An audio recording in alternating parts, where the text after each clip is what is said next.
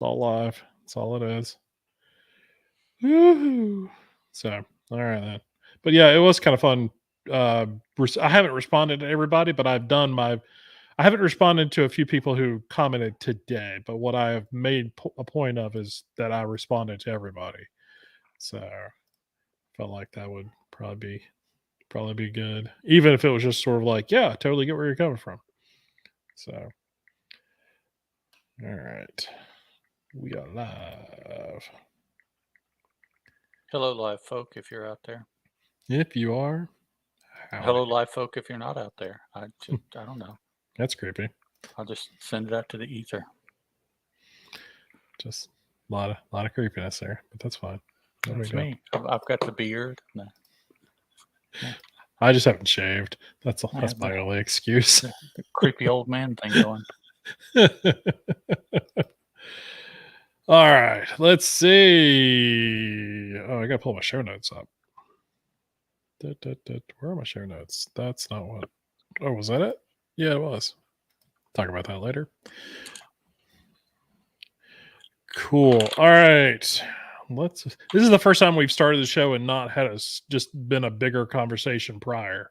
Like we weren't talking wrestling or anything like that. Or no. We were definitely small talking. Yeah, we're small talking.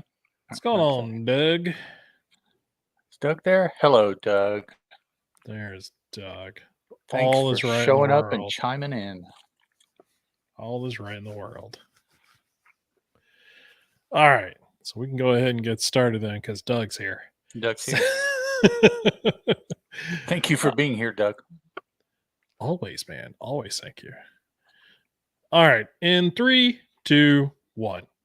Hey, everybody. Welcome back to Comic Addiction. This is episode number 140. I'm one of your co-hosts, Chris Partner. With me, as always, is Mr. Ed Moore. Ed, how are you tonight? I'm doing pretty well tonight. Sporting the sporting the Usagi hat here. Usagi? Yep. As Stan Sakai is offering all kinds of exclusives at San Diego Comic-Con, and it just continues to piss me off year after year. You don't have a mole out there that could go pick everything up for you? I every year I will put something on Twitter, hey, if any of my peeps are around, such and such booth, I never get any bites ever. I'm like, okay, forget all y'all then, because I know somebody I know is out there. But oh, for sure, I think 1 year, and I've done that too, but I think only like 1 year, like I forget. I think it was Aspen. Aspen had like a lot of, this was back when I was like really like gung-ho for all their stuff. I mean, they were putting out like 5 or 6 books, a month. And they had a bunch of exclusives, and I'm sure I reached out to a bunch of people, and somebody, I remember getting them, but somebody went over there and they were like, oh yeah, I was picking this up for my buddy, Chris Parton or whatever, or Chris, or I don't know what happened. But anyway, one of the guys I was in correspondence with at Aspen was working the booth then. And he was like, oh, Chris. Oh, cool. And he like hooked me up with a bunch of other stuff too. He was just like, here, just give this all to Chris. Sweet. Yeah. Like stickers and posters and a couple other books and stuff like that. Yeah. It was, I had that when I got that box, I was expecting like, 2 or 3 books or something like that. And there's this like big box coming in. I was just like, sweet. Awesome, man. Yeah. So, appreciate that, Josh. Yep. So still have a few of those. It was a couple of Mike Turner art books. So I still have those. The comics I don't have anymore, but those things I still have. Those Actually, I'm waiting on the Kickstarter for the hardcover of Soulfire that they did. Yeah, I've gotten the digital, but I don't have they haven't started dropping the hardcovers yet.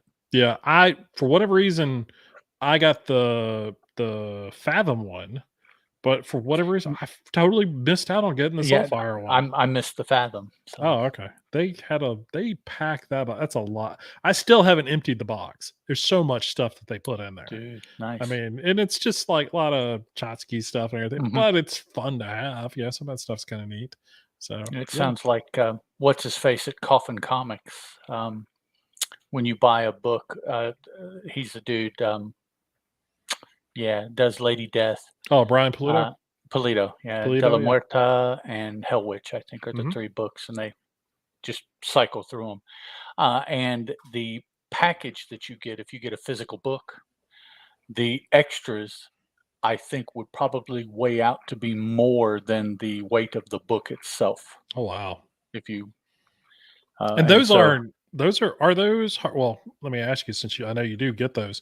Are those hardcover issues like small n- graphic novel or are they just n- comics? no, they're bigger than regular. They're like typically 50 to 60. What Oh is that? wow. Okay. 56 to 64 or 68. Hmm. Um, and that's total. So that most of that is story with 1 or 2 pinups here or there, Right. but it's all the other stuff from Yeah. I've gotten a condom to koozies to the bookmarks and the door hangers and the Right. prints and uh, pins, the little enamel pins that are so Yeah. popular Yeah.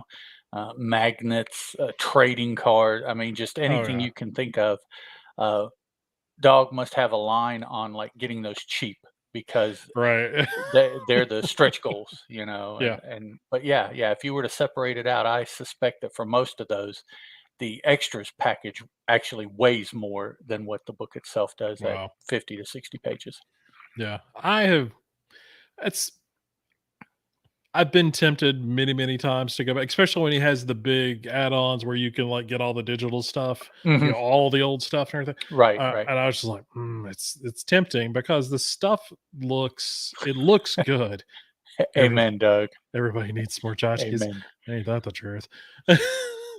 But that's sort of the we've definitely made fun of it here on the show, but it's one of those things with Kickstarter. I think they try and do their best to make whatever, or a lot of, not everybody, but a lot of folks try and give you that value for whatever there Yeah, is. added value. I don't Yeah. necessarily have a problem with it. Mm-mm. But there are other issues that typically come up with Kickstarter that I have Right. Yeah. issues with, but Oh, for yeah, sure. stuff like that. It's like, well, speaking of Brian Polito, the Lady Death I got in really late, so I just keep up with digital. Hmm. I Okay. did one of the all digital packs to catch up, and then I just do digital. Now the De La Muerta and the Hell Witch, I've been buying those physical. Oh, okay. Cool. So Nice. Yeah. And you kind of think, is he ever going to come back and like do a Kickstarter that collects all the death, Lady Death, and you know, uh, as a I big omnibus or something like well, I that. mean, the Lady Death would be the first one, and it's probably up to 16, I mean, 16 or it's a 17 bunch. Yeah. issues at this Wow. point. So, I mean, I he's cranking them out. and I'm on he his mailing list, so I get it. I get every notification. he So makes money hand over fist on for sure. every single one of those. Yeah.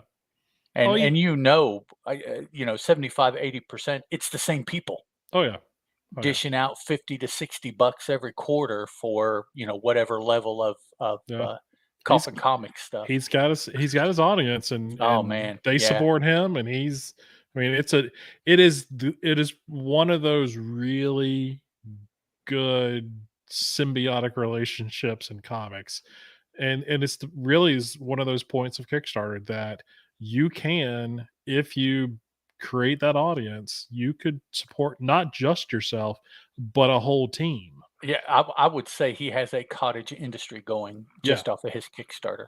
yeah, and it's impressive to see from So, the outside. another one that I've noticed really um, does well over on Indiegogo is, uh, please don't cancel me, folks, for saying his name, but I know what Ethan you're Van going to say. Sciver does. Oh, that's not who I thought you were going to say, but you're right.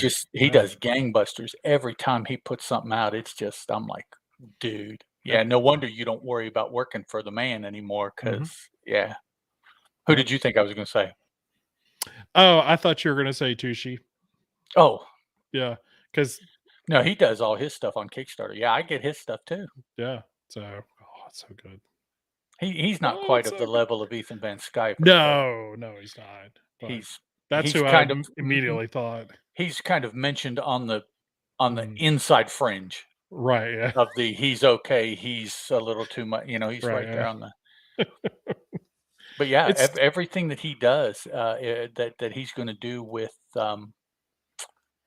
uh, yeah, with the female ninja character whose name escapes me, she.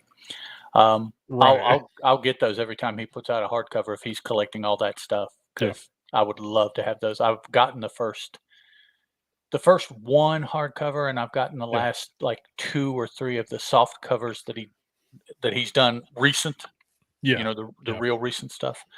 And then, Zombie Sama, I've kind of just I passed didn't. on. Yeah, I passed on that one, but I Yeah, that did was get the first two hardcover books that he did. yeah, I got those. I did not get the oversized collected edition of She. I really wanted to.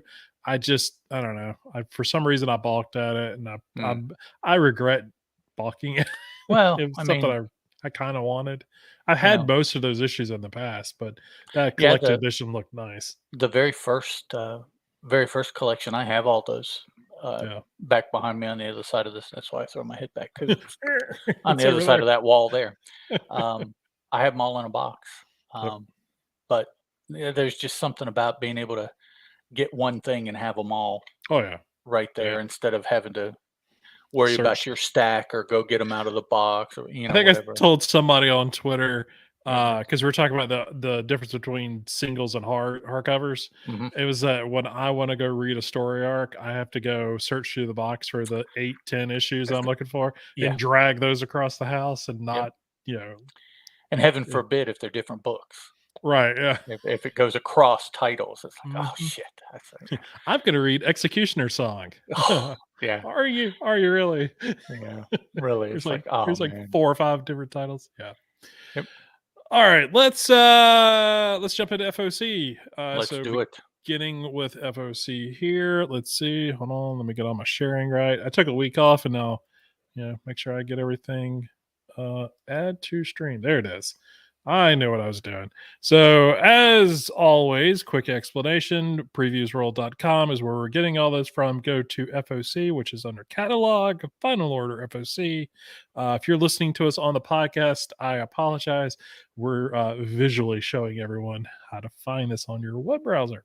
So, but these are all the books that you can. These are your final chance to order these through Diamond and other distributors before your retailer has to lock in their numbers. You can still find these books on the shelves if they ordered enough. If not, this is usually a good opportunity for you to sort of look through and find those rare items that you're like, oh, I didn't even know that was coming out, which is sometimes a book that we may talk about. So, Mhm. all your orders are due July 18th or before. Check with your retailer and all those other things that we like to remind you of. Uh, and let's just dive into it. So you've got the first one. All right. The first one that caught my eye was the first issue of the third and final volume of Wynd, entitled Wind Thrown in Sky, which kind of sounds weird. There's what, You'd think there would be a the in there a somewhere. preposition missing? Yeah. Or yeah. Um, yeah, I just now realized what's, thrown in the sky on the book, so it's just mistitled on Oh, the they title just. part. Oh, okay. Yeah, There you go. because I'm like, "Hmm? Yeah, Come on, Tynan, you know better than that." pull that up. Yeah, the throne in the sky. Yeah. Yeah. Um, it's, for those of you that aren't familiar with Wind, I apologize because it's really hard to describe, quickly, what the book is or about the character. My description would simply be that you just need to read it. If Wind, the Throne in the Sky sounds interesting to you, go back and get the other two collected editions of the first and second volume.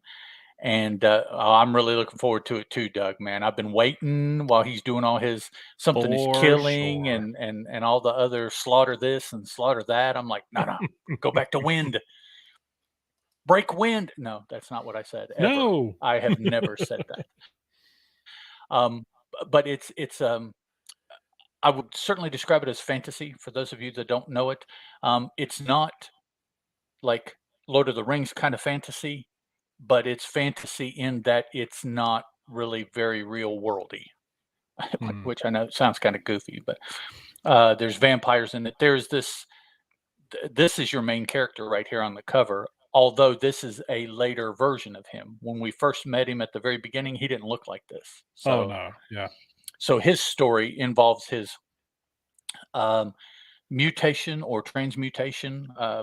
We don't even necessarily know which one it is yet. I would venture to say it's probably a transmutation into this creature. I mean, he is still fully cognizant of who and what and everything like that. He's just changed physically.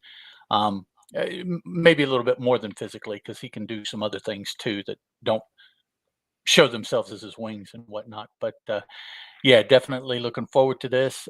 Very sad that this is the end.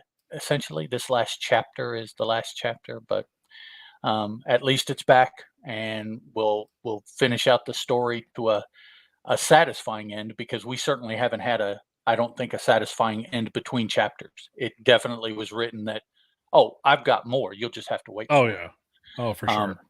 So I suspect that at the end of this, we won't finish this chapter with that feeling, since it's supposed to be the end. But yeah, definitely looking forward to it. That's my first FOC pick. Yep, that is a good one, and I'm very much looking forward to that one myself. So, my pick is I'm on a Spider-Man kick, so I apologize just up front. Now, this is Amazing Fantasy number 1000. How they come up with that numbering, I'm not even going to guess. Don't even care. You're just going to randomly pick 1,000. That works for me. Whatever. So this is one of those, it says brought to you. Let's see, the comment that brought you Spider-Man hits issue 1000. Sure. Okay. But it's just this massive team of people that are working on this that has that's drawn me to this. I don't know how many pages this book is going to be. I'm sure I've got a press release somewhere in an inbox that tells me this, but it's an $8 book. I'm gonna say it's probably 40 pages or so, maybe a little more. But it's got such a great creative team. I mean, you got Dan Slott's in there, and Hickman's in there, and Kurt Busiek, and Neil Gaiman is in there, and you got Jim Chung doing some art, and Olivia Coppell's doing there, Ron Stegman, Terry Dodd. I mean, Dodd. Terry Dodson's in there, even Todd Knock is in there, and then there's more. I mean, it's just I've really become a huge Spider-Man fan. Like, I've always been one, but just lately I just gotten to be even more of a Spider-Man fan. And this is just one of those things, like, I just give it to me. That's all I want. Just more sort of special, people coming on board and just giving their little take on Spider-Man. I'm good for it. Mr. Parton, sir, I just know Spider-Man from the movies. Is Amazing Fantasy like the name of his comic, or what is Yes, Amazing Fantasy? it is amazing. See, Amazing Fantasy, as it says, it's the comic that brought you Spider-Man. So Amazing Fantasy number 15 is where Spider-Man first debuted. Oh, was that like in the 90s? Yes, that was in the 90s. Amazing Fantasy 15 from like 92 or 93. Well, there was an Amazing Fantasy, and that was the first appearance of Aranya, who is Spider adjacent. The Spider adjacent, yes. Yeah. So she's a totem wielder in a different dimension. No, she's this dimension. Is she in regular 616? She's like Spider-Woman now. I think so. I think that's who. Because Julia Carpenter. Oh no, let's not get into that. Yeah, she's okay. You threw that out would Julia hurt my Carpenter, head. who I liked, but she's dead, right? Julia Carpenter is actually Madam Web. Yeah, she's Madam Web now. Or is she the current, or was she a former? She's the current. Oh, okay. Yeah, she's the current Madam Web now. I thought she had died and been replaced as Madam Web by somebody else. Maybe that happened during Edge of No, let's not go into that. Who knows? Yeah. Spider Island. Let's just move on to the next one. Yeah. If you start to have to explain it, it loses the fun. Yikes. In a slightly different way, but very much as the X-Men, Spider-Man is confusing. Oh, for sure. For sure. I think I missed a few issues in there. Oh, but yeah, well, that's all right, Doug. I think a lot of people have, man. A lot of Oh, people have. yeah. Sorry, I missed that. You are 100% sure.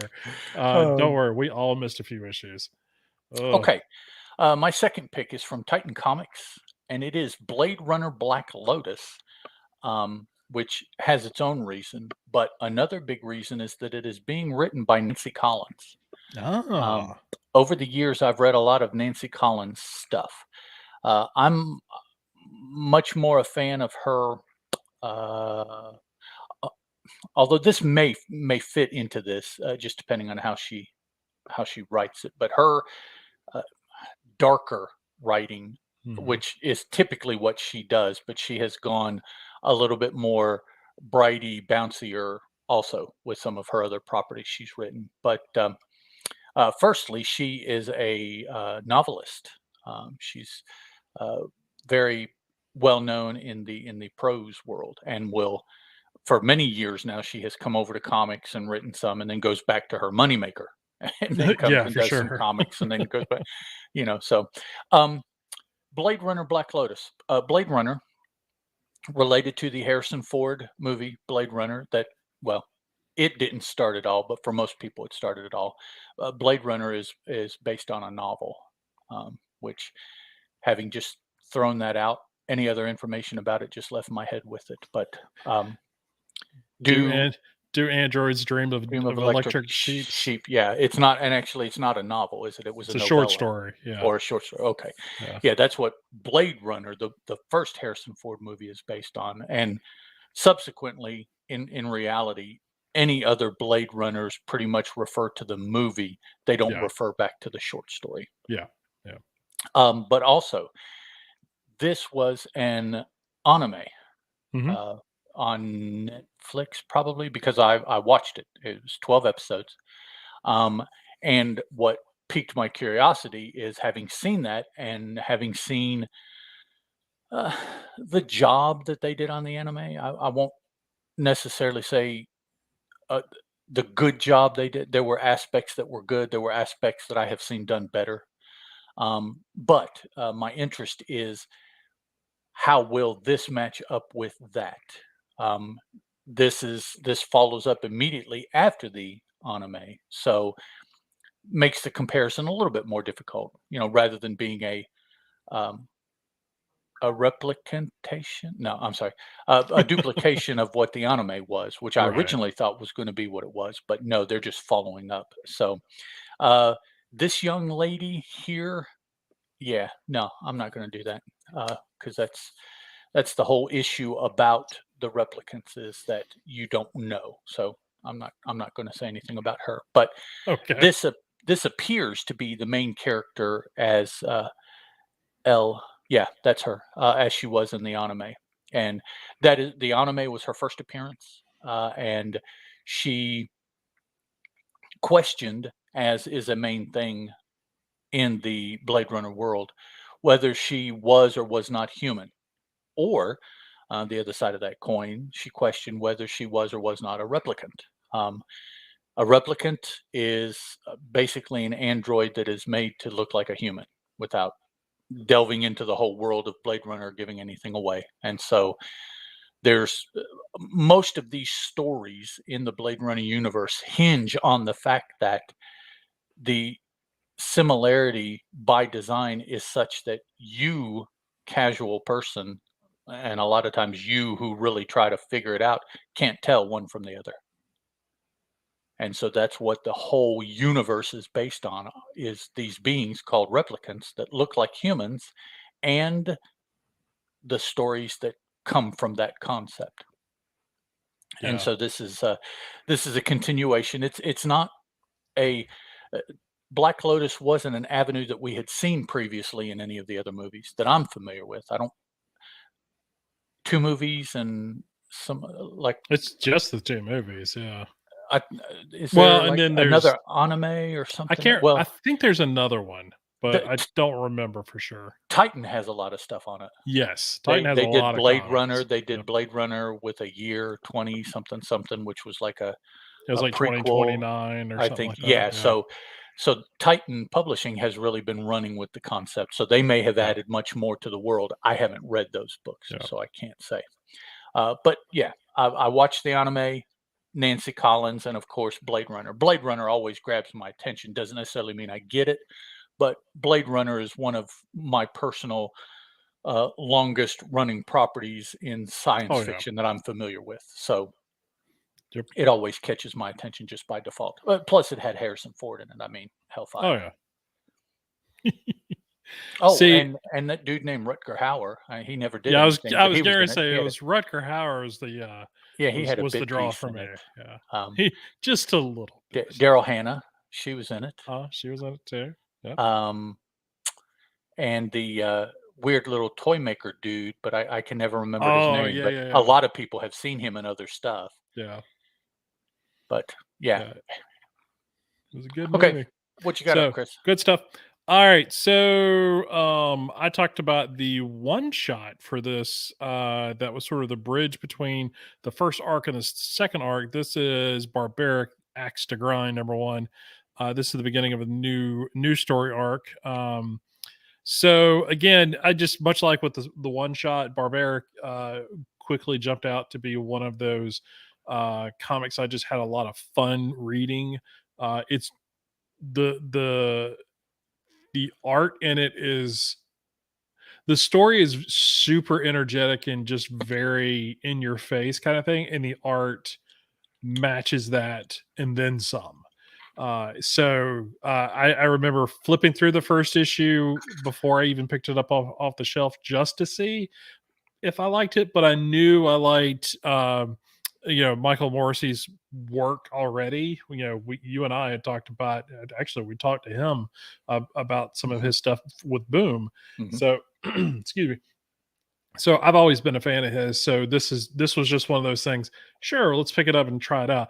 I just became a quick fan of it, and just glad that this book is continuing. However, it's going to continue. If it's going to do a series of miniseries, fine by me. Take some time in between, get it all put together, and get it out there on a regular schedule, and I am good to go. And like I said, Nathan Gooden's art in it, superb. It's good. It's so good. Cool. And it's a funny book too. Don't think it's sort of this ultra graphic, hardcore serious book. It's got a lot of humor in it too. So it's got the goofiness that I think some folks probably would appreciate, and glad that they're not getting this sort of over dramatic Conan-esque story. It's got a good bit of humor in it. So be sure to look for that one on your FOC lists. And you've got, and following that up, one I missed. Samurai Doggy. Okay, why? Well, first, Aftershock. I trust a lot of Aftershock as far as catching my interest. I like them enough that once upon a time I did a podcast about Aftershock with a fellow podcaster. Yes, was it Aftershock, the first one? The 10.0 podcast. It's the first. I think it was the first one. I think it was so probably the best too. Samurai. Okay, if you like Samurai, Doggy. I mean, if you like Samurai and you see Doggy, aren't you interested? Samurai Doggy? What? Come on. So. And the blurb here for it, the little elevator pitch they have, the first part tells us that during the Fourth War of the Sun, a small dog named Doggy experienced an irreparable trauma.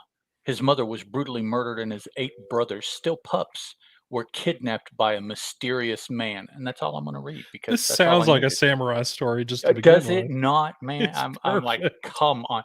And then you look at the cover and you see, now I have to say that he looks rather cat-like here. Yeah.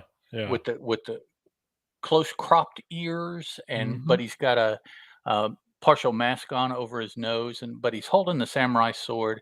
He's got gauntlet, knee pad, and yeah, okay.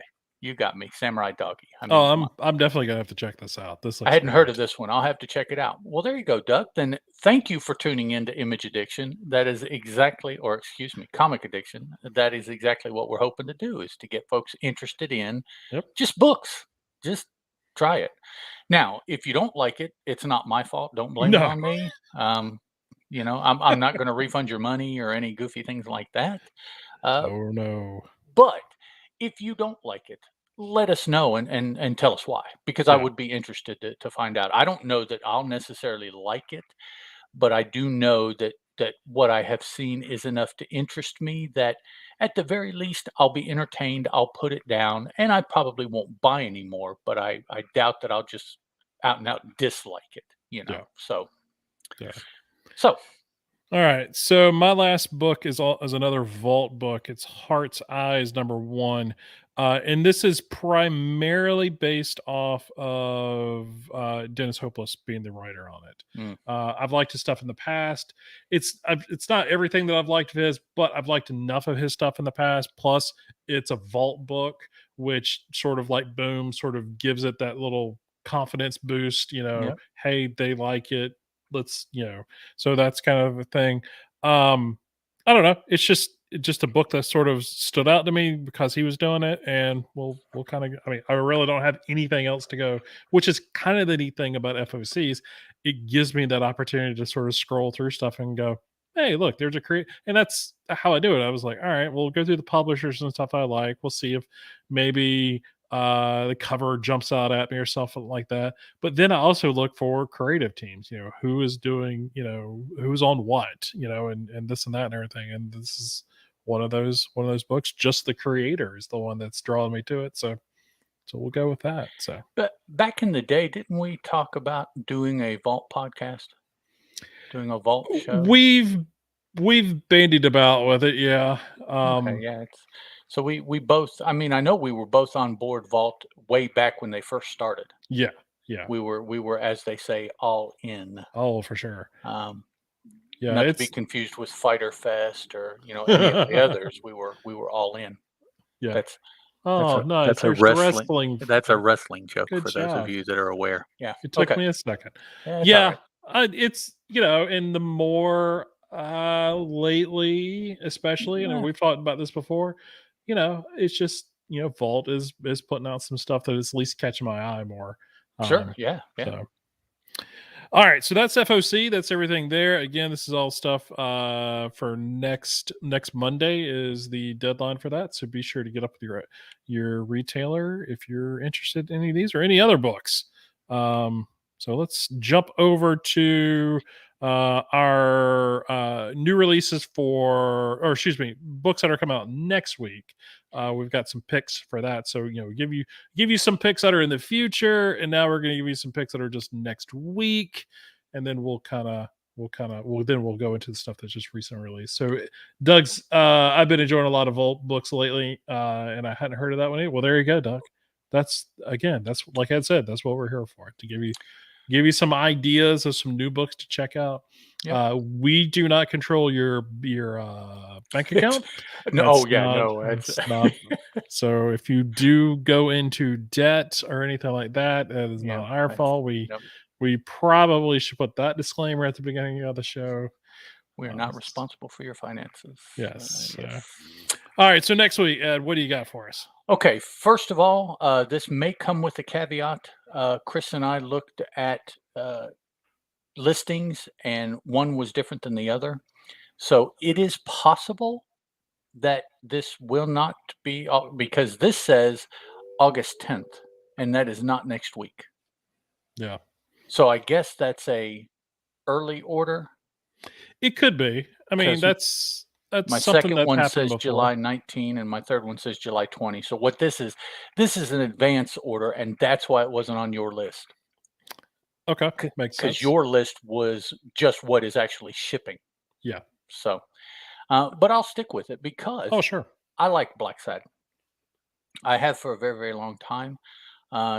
Blacksad originated, I think still originates as a B-Day, which is Hmm. a Franco-Belgian originating, typically hardcover graphic novelish publishing system. Um, Everything that comes out over there of the uh, now it's called Europe comics or European comics, but I believe it's Bidet or B-Day, excuse me. Bidet is something entirely That's different. a completely different story. Yes, B-Day. You may take this B-Day to your bidet. Yes, yes, you can. Which and just set it down right beside it There you because go. you'll See? be back. Blacksad is a anthropomorphic panther in an anthropomorphic world. It's not just the whole world. It's not just him. Very smartly written. Uh, it's not funny animals at all. It's very serious. It's a say a Brian Michael. No, well, yeah, he has done some Oh uh, yeah. procedurals. Who's one of the big procedural people right now, Chris? Oh, right now? Oh, Um, I don't have anybody off the top of my head. I Greg mean, Rucka has I done was going some to say Ruck stuff. has done a lot of stuff Um, in the past. but that kind of story, but just with anthropomorphic animals, is Yeah. essentially what you get. Beautifully, beautifully illustrated. Every volume has just been wonderful to look at. Just flip and look through the pictures. It's a style of artwork that you don't see all that often currently from American books. We just have different style here, but beautifully drawn, smartly written. All of the emotions, there are sad, there's happy, there's love, there's viciousness, there all of the typical human traits. Softened, ameliorated by the fact that you see animals doing it, and sometimes some of the more soft animals, that we're aware of, the pets that we have, and like the rat there. Now he looks evil, and I was going to say, a rat is a rat. That it's hard to love a rat, but there are people look that at that do. nose on that monkey. Yeah, it's a proboscis monkey. Yes, you are But correct. so yeah, I saw this, and this is the first of two parts, I think. And the two parts together are the fifth chapter, or the fifth volume of his story, I think, or sixth. So it's been going a little while.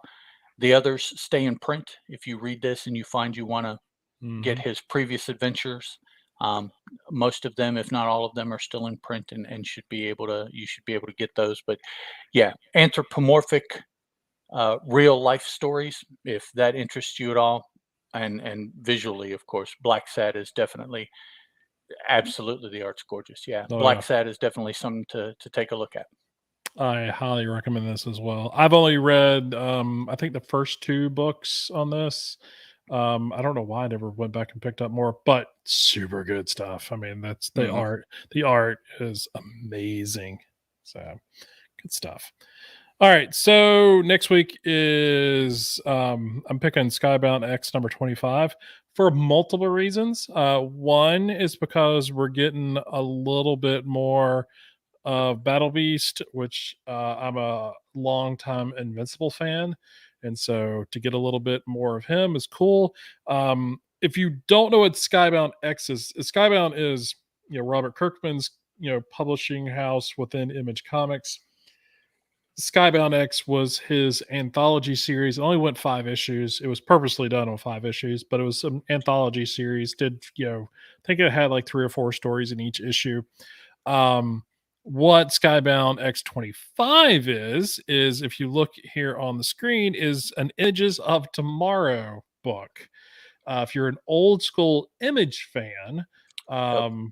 you'll recognize Images of Tomorrow is where there was 3 or 4 titles. I think it was 4 titles that were early in their run, meaning like before issue like 6 or 7. It was before issue 10. I know that for sure. They decided to do a flash forward to issue 25 and kind of gave readers an idea of like this is where the book is going. And it was Stormwatch, it was Bloodstrike, it was Brigade, and it was one other one that I can't I, remember off the top of my head. I believe Spawn did it too. No, they did. Spawn did the He the switch month. he did the switchy. He didn't do Yeah, the he okay. didn't. Yeah, I forget what the other one, but I think one of them was a Wildstorm book, which is Stormwatch, and the other three were Rob Liefeld books. Liefeld books. So, so the Stormwatch, the history that's been told is that Images of Tomorrow was solely supposed to be for Stormwatch. That was the whole point. Jim Lee was like, "We're going to do this thing for that." Well, Rob Liefeld sold the numbers for the book, and was like, "I want a little bit of that. I want a piece of that action." And so he then did it. Well, then Brigade never made it to issue 25. It took like 2 decades before Bloodstrike ever hit issue 25. And again, I can't remember what the third book was. Maybe it was just those 3 books, just in general. But anyway, I think the idea was brought to Kirkman, hey, let's do this thing. And he was like, all for it. So let's do that. And so this particular issue has, again, 4 stories, 4 different creative teams that are potential books, from what I understand, that Skybound will be publishing next year, potentially. So if you're going to give me a Battle Beast series in the future that Kirkman's going to write, I'm all for it. Now, Ryan Otley does the art for this, which is great. So it kind of keeps that whole the Invincible universe for me. So I'm super excited for this one, and I bet you $1 I'll talk about it next week. So perhaps Supreme was the other book. Yes, it was Supreme. Yeah. And Supreme, I thought, did hit it because Alan Moore came in and helped write that series. It actually went well past 25. Oh yeah. So, all right, my next pick is Deathrage, the epitome of of 90s image. I was going to say, you're talking about 90s image. This cover, this is one that somebody drew then, and edition. They've just held. Yeah, this is. Couple things drew my interest here. One is that Tyler Kirkham is involved. Now, he did the cover, but I believe he does some of the interiors as well. I really enjoy Tyler Kirkham art because his art transports me back to 92, 93, 94 image. That I will always fanboy, and that's BOI, by the way, fanboy, about that stuff. You can find it good, you can find it bad, enjoy it or not. That's all up to you. It's your choice. My choice is I dig the heck out of that stuff. There we go. Our little blurby here tells us, discover the secret origins of the Spartan World Order's resident bad boy in his own series. The black sheep of the Mercs, Deathrage, has set social media buzzing with his antics at the Merc Gala, which occurred in the first issue of Miss Meow. And that's like the cat. Meow. Yeah. That's the other book put out by this publishing company so far. And so I was like, yeah, okay, you got me. That just sounds like early Image, and I'll give it a try, Oh yeah. This if this actually if my local shop is ordering a copy of this, I'm at least gonna flip through this. I'm at least gonna flip through it. Yeah. It's only a 6-issue miniseries too. So it could, get it in on the ground floor, folks. That's it. It's the start of a new company. Yep. Like I said, there's just 2 books out. Miss Meow is 2 issues, and I think the third has been solicited. The first and second, I think, have been solicited for Deathrage. So, cool. And you're right, Kirkman's art is always been good. I've loved the stuff. So, all right, mine for next week is Rogues Gallery #1. This is being published by Image Comics. This is it's one of those, I don't know, there's just something about it. I saw some preview pages of it online somewhere, and I was like, it's kind of neat. So the idea behind this is also a Declan Shelby thing, so I'm big on his stuff. But it's The Purge meets Scream and a home invasion thriller following a disenfranchised TV superhero actress as she is terrorized by an unhinged group of intruders cosplaying her day job's arch villains. That just sounds insane. Yeah. Can you imagine? Okay, let's take, and I forget what the dude's name is, but the guy who plays Superman on Lois and Clark.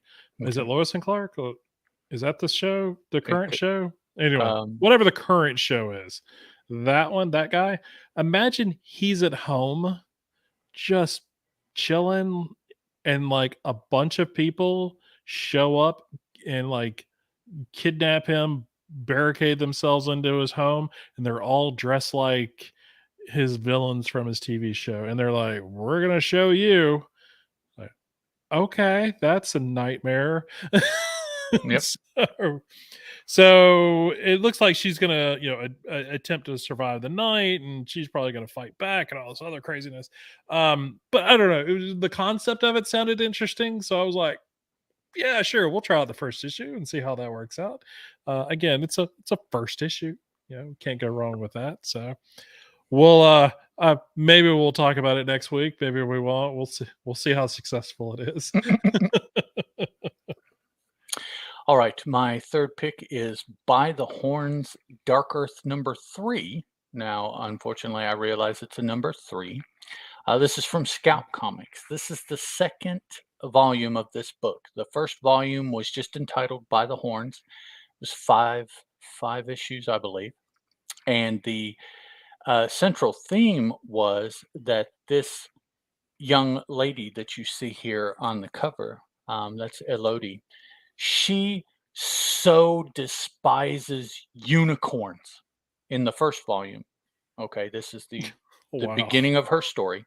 She so despises unicorns that she sets out to personally see that all of them are dead. So she hunts and kills unicorns. So she's fun at parties. Now, the interesting thing is that is absolutely the exact opposite of anybody's reaction you have ever heard of to a unicorn. Right. Right? I mean, everybody they even symbolize happiness, friendly, cheery, bubbly, Well, bouncy, other than the last unicorn. I mean, Well, other yeah, than that that was story. that was kinda sad. Yeah. Uh, Roger Zelazny's unicorns are kinda weird too from Umber. Oh, that's true. Um, Yeah.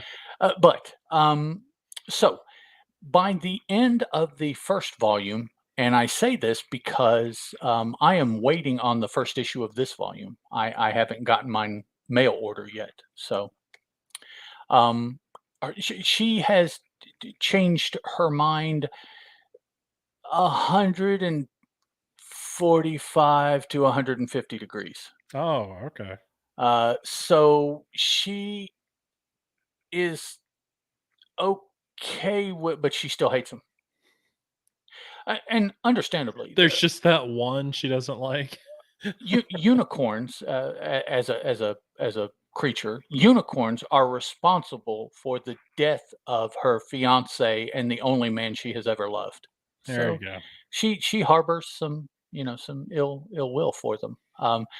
The first volume, she was forced to have to work with a couple, and so she learned that, well, maybe they're not all worth hating. You two are okay. I hate the rest, kind of thing is, where she's Oh, at. yeah. And it's my understanding that this volume, she goes on another hero's quest, again to aid unicorns. And I say again to aid because ultimately she found out in the first volume that what she did aided them rather than hurting them like she had hoped. Um, but it also benefited her in a way also. Yeah. So, and in this one, she undergoes another hero's quest. I believe alongside one of the unicorns that was involved in the first story, and some other characters. The setting, of course, since it has unicorns in it, is very fantastical, very fanciful. Again, not necessarily magic lightning bolts and fireballs and Fitzbairn with the big hats and Gandalfs and all those kind of guys. Not that kind of stuff. But there is some, some magical ability, sensitivity, kind of low key kind of magic that people possess in the world. But it's just a continuation of a book that the first volume I was very entertained with and I enjoyed quite a bit.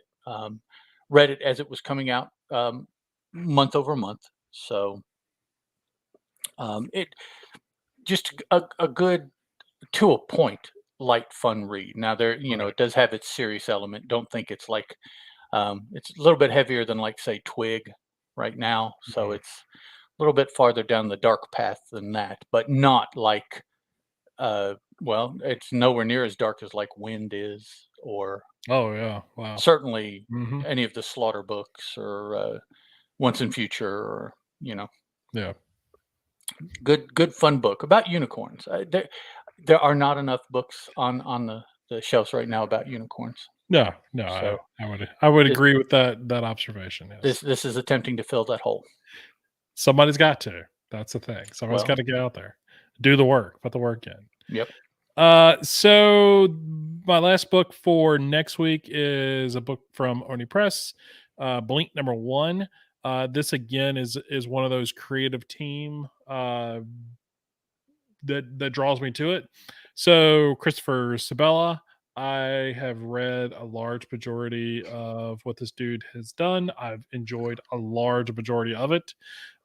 So anytime he's got a new property, I will definitely check it out, and see what it's like. He's got Hayden Sherman doing the artwork. I thoroughly enjoy Hayden Sherman's stuff, and so good creative Did team he put it play together. Sandman in the Spider-Man movie? Hayden Sherman, no. Hayden Sherman, wasn't it? That's no, who is that? No. That what Oh, was that guy's name? wasn't his name Hayden something? It was Hayden something, yeah. Oh, okay. I'm gonna have to I, look that up now. I hope so, because if not, then there's no joke there at all. But I thought No, that there's actor's not. name was Hayden something. No, why are you gonna do that to me? Now I gotta think. No, I'm not gonna do that. I'm not gonna think. That's what I do about Spider-Man. I just don't think about it, and it's all good. So, Okay, think about the TV show Wings. yes, I know who he was. See, he was in. Okay. See, yeah, Wings is like one of my all-time favorite shows. Yes. So, but yeah, so uh now Thomas Hayden Church. Thomas Hayden, there you go. I knew Hayden was in there somewhere. Thomas Hayden Church. Okay, sorry. So yeah, so Blink #1, just gonna check it out. We're gonna see what it's like. The solicitation says Ren Broker was 3 when she was found catatonic and covered in blood in the streets of New York. It's a Tuesday. Since that day, she's been haunted by a childhood that she can't remember. After decades of searching, Ren stumbles upon a cryptic website streaming multiple CCTV feeds from strange rooms in a ruined building, and something clicks, setting off hidden memories that lead her back to a place she hasn't seen, or she's seen in lifelong nightmares. So super creepy, which is awesome. Yeah. So we'll see how, like I said, first issue, we'll check it out, see how it works. I'm thoroughly excited. It's again, Sabella does some off the wall stuff. We'll see. We'll report back. So that's everything that's coming out next week. Highlights and stuff that we're looking forward to checking out. Definitely not all the books. I'm sure we'll be picking up, and so we'll talk about those books again when we do our reviews. So, all right. So it's about that time to get into some actual reviews of books we've been reading lately. All right. So Ed's going to start us off with a little something new. A Tiger's Tale from Plugo Comics. Tiger's Tale. Tiger's Very, Tale. very nice. This is brought to us by Patrick Lugo. He does everything. Now, without getting into it, because it has a bearing on this book, but not necessarily because it's more the creator's journey to this book. But this started in a kung fu magazine Oh wow. in the middle to late 90s. the concept and these characters, and so this has been honed and trimmed and rewritten for the past almost 30 years, 25 years. Wow. So let's see here. It is began. Oh, come on. Where's the name of the? Qui-Gong Kung Fu. The first issue with Kung Fu Tai Chi was what the subtitle of the magazine was, and it looks like it's an English magazine. So, but it is a Kung Fu. It is Chinese Kung Fu. Very heavy. There's history. There's a glossary of terms in the back. It deals with folk tales. It's about Pua, Chen, and Khan. And the blurb says that jealous of his adopted human brothers, Khan, Prince of Tigers, is exiled from his forest kingdom. Now, if he's to end his wandering and find a home, he must make amends by guiding his brothers on a kung fu adventure through haunted marshes, mountain retreats, and into the realm of myth, monsters, and dragons. So, something that I would imagine every fan of kung fu is after, like hoping to see one Oh, or yeah. all of those things. It's, the art in it. Let's see. Here's a good page. See Ooh. the art. That's a dragon who actually has separated the three brothers, and at that point in the story, the three brothers are two human brothers and a tiger. Because the tigers, a female tiger was wandering through the jungle, as they are apt to do in stories of this type, and wandered across two human children that had been abandoned. She takes them in to raise them. So they're human, their mother's a tiger, and so they learn from all of the other animals that make up the tiger's world. And so that is where they ultimately have learned their kung fu beginning. Now they also later in life spent time at a Shaolin temple and under the guidance of various other monks of other disciplines. But the important thing is that at some point after she had taken them in, the female tiger also had tigers. So the first tiger that was born after she had adopted the humans is their brother that is in this story. And that's how two humans and a tiger are three brothers. They have been separated, the two humans doing their human thing, the tiger doing the tiger thing. And there's some animosity, just as you would generally expect between humans and animals. They don't, mesh very well, like this instead of like this. But one day the tiger comes from his world to theirs and asks for their help. And after a bit of browbeating about, why are you doing this? I thought you had this and that, and you eat humans and all this kind of stuff. And they brother up and they go on their quest. The quest is to find an artifact that the tiger has been asked to find. He never says by whom or why or anything like that.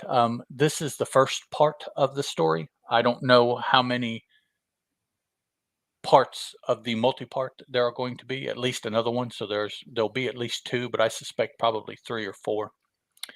Might even tell you on the Kickstarter here if you go to it and look. The first of, yeah, it doesn't say. So, anyways, and this is a Kickstarter. That's where I got this from. But you can get it from Plugo, Plugo, Plugo Comics. They have it set up to where you can purchase this, and I just got this this past weekend. So the store should be flush at the moment. very kung fu-y, very Chinese mysticaliness. Like I said, a lot of folklore. The book starts telling the origin of man according to a Chinese or the Chinese legends. I'm not sure if uh, the, uh, the people of China have only one. Like the Christian origin is the same regardless of what kind of Christian you are. That's what you are taught, is that same origin. I don't know. I would suspect that as big and as many peoples as there are in China, there are probably various origins for most everything, to be honest. Uh, but this is one of them. I'm not sure if this is taught by a particular religion. I don't know if it's Daoism or I suspect it may be. I believe it's Daoist monks that usually practice kung fu, although don't hold me to that. I'm not overly versed in Chinese martial arts. Japanese martial arts have always been where my interest has lied, which will come up here in a little bit. But good for if you've never been exposed to Chinese origin myths and really philosophical aspects of kung fu, then this would be a good book to read. It's very, very nicely illustrated. It's not the absolute best art that you will ever see, but it definitely does more than just the job. The colors are nice. The characters are easily separated as you look at them on a page. Various types of animals, various aspects, monks, one-armed kung fu fighters, Oh, nice. dragons. Yeah, the one-armed kung fu fighter that they run across as they go to a Shaolin temple to study for a little while, to bone up because they haven't been there in a while, and they run across him. He's part of the temple, but he's out away from the temple doing his own thing because he has to do it different because he only has one arm. Hmm. And when they come upon him, he's sitting there with a bench in front of him and several bags of different sized pebbles. And he's just taking his one hand and he's smacking it on the bags, toughening his hand for the iron hand technique that he's going to Oh, test for later on. And then it says after that, he'll go through the feet and the legs and the head because ultimately he wants to perfect the iron body technique. right.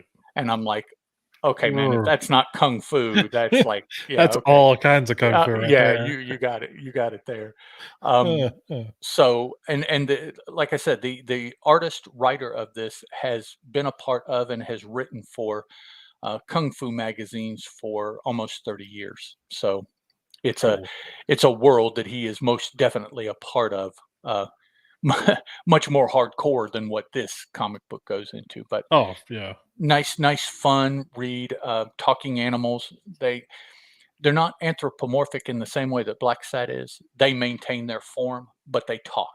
They talk in I don't know, they talk in a language that the two brothers understand. Maybe that's because they were raised by an animal. Right. Yeah. You know, maybe they're not speaking human language, but fun. Again, a fantastical kind of thing, um, but very very fun and enjoyable, particularly for the Chinese kung fu aspects of the story. Cool. Sounds good. Yeah. A one-handed kung fu And student I is could just see him just sitting there all day, just hitting back and that's forth just on different size pebbles, in yep. bags so that they stay there, and just that's all Yep. he does as he's training. Yeah. That's true devotion right there. Wow. Yeah. Danny Rand, eat your heart out. Yeah, exactly. You ain't got nothing on. So my first book is Above Snakes #1, published by Image Comics. It's written by Sean Lewis and art by Hayden Sherman, who I spoke about earlier. Hey, You'll wasn't know, he the Sandman in the Spider? Oh, yeah. yes, that Sorry. same joke. Yeah. Insert Spider-Man Sorry. That's joke. consistent, if nothing else. If anything else, yeah. Yeah. So, um, so I had really no idea what this book was going to be about. Above Snakes just it doesn't really bring out anything to me. I was like, snakes on a plane. I don't know what Yes, I'm that's what I would like, think of. but this Were there a is lot of MFs in the book? That's no, not Oh, really. okay. There's definitely some violence in it, but it's a western. It's really what it is. Okay. It's about it is a quintessential western book as you can get. A man is, and they even make fun of that, not make fun of it, but they point it out. There it is a man who has lost his wife and children to marauders in a town, and they have held up in a town, run the town. He's seeking revenge. I mean, it That is. is rather Western, yes. Yeah. All right, Doug's read it, so he's enjoyed it. That's good. Uh it is that's it. I mean, that's the essential part of it. That's the core of it. And what is built around it is a character named Dirt. He is the man. He's the one that is seeking revenge. It's his story, and he sort of, the beginning of the issue sort of makes you think we're going in one direction, and by the time we get to the end of the issue, we're in a different direction. We're still seeking revenge, but he has introduced us to a bar that is apparently in every town, where those that are seeking revenge against deaths of loved ones all go to. That's where they congregate? Okay. Yeah, and they know each other, like, hey, have you found, so, like, even one guy's like, hey, have you found the so and so who killed your wife? Nope, still looking for him. Thought I was gonna find him over here, but didn't get it. But I got a word that he's on this Wow. direction. There's a It's network. it's a Okay. network. It's great. But so Dirt he's got this fever dream of a vulture that follows and talks to him. So he is essentially talking to himself, but it is a very the conversation between the two. It's almost like the buzzard goes out in front of him, sort of scouts the area, comes back.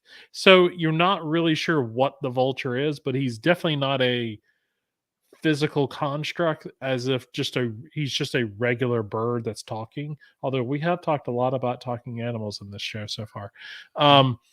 But we're led to believe that he's not that per se. He's something else, but we don't know what.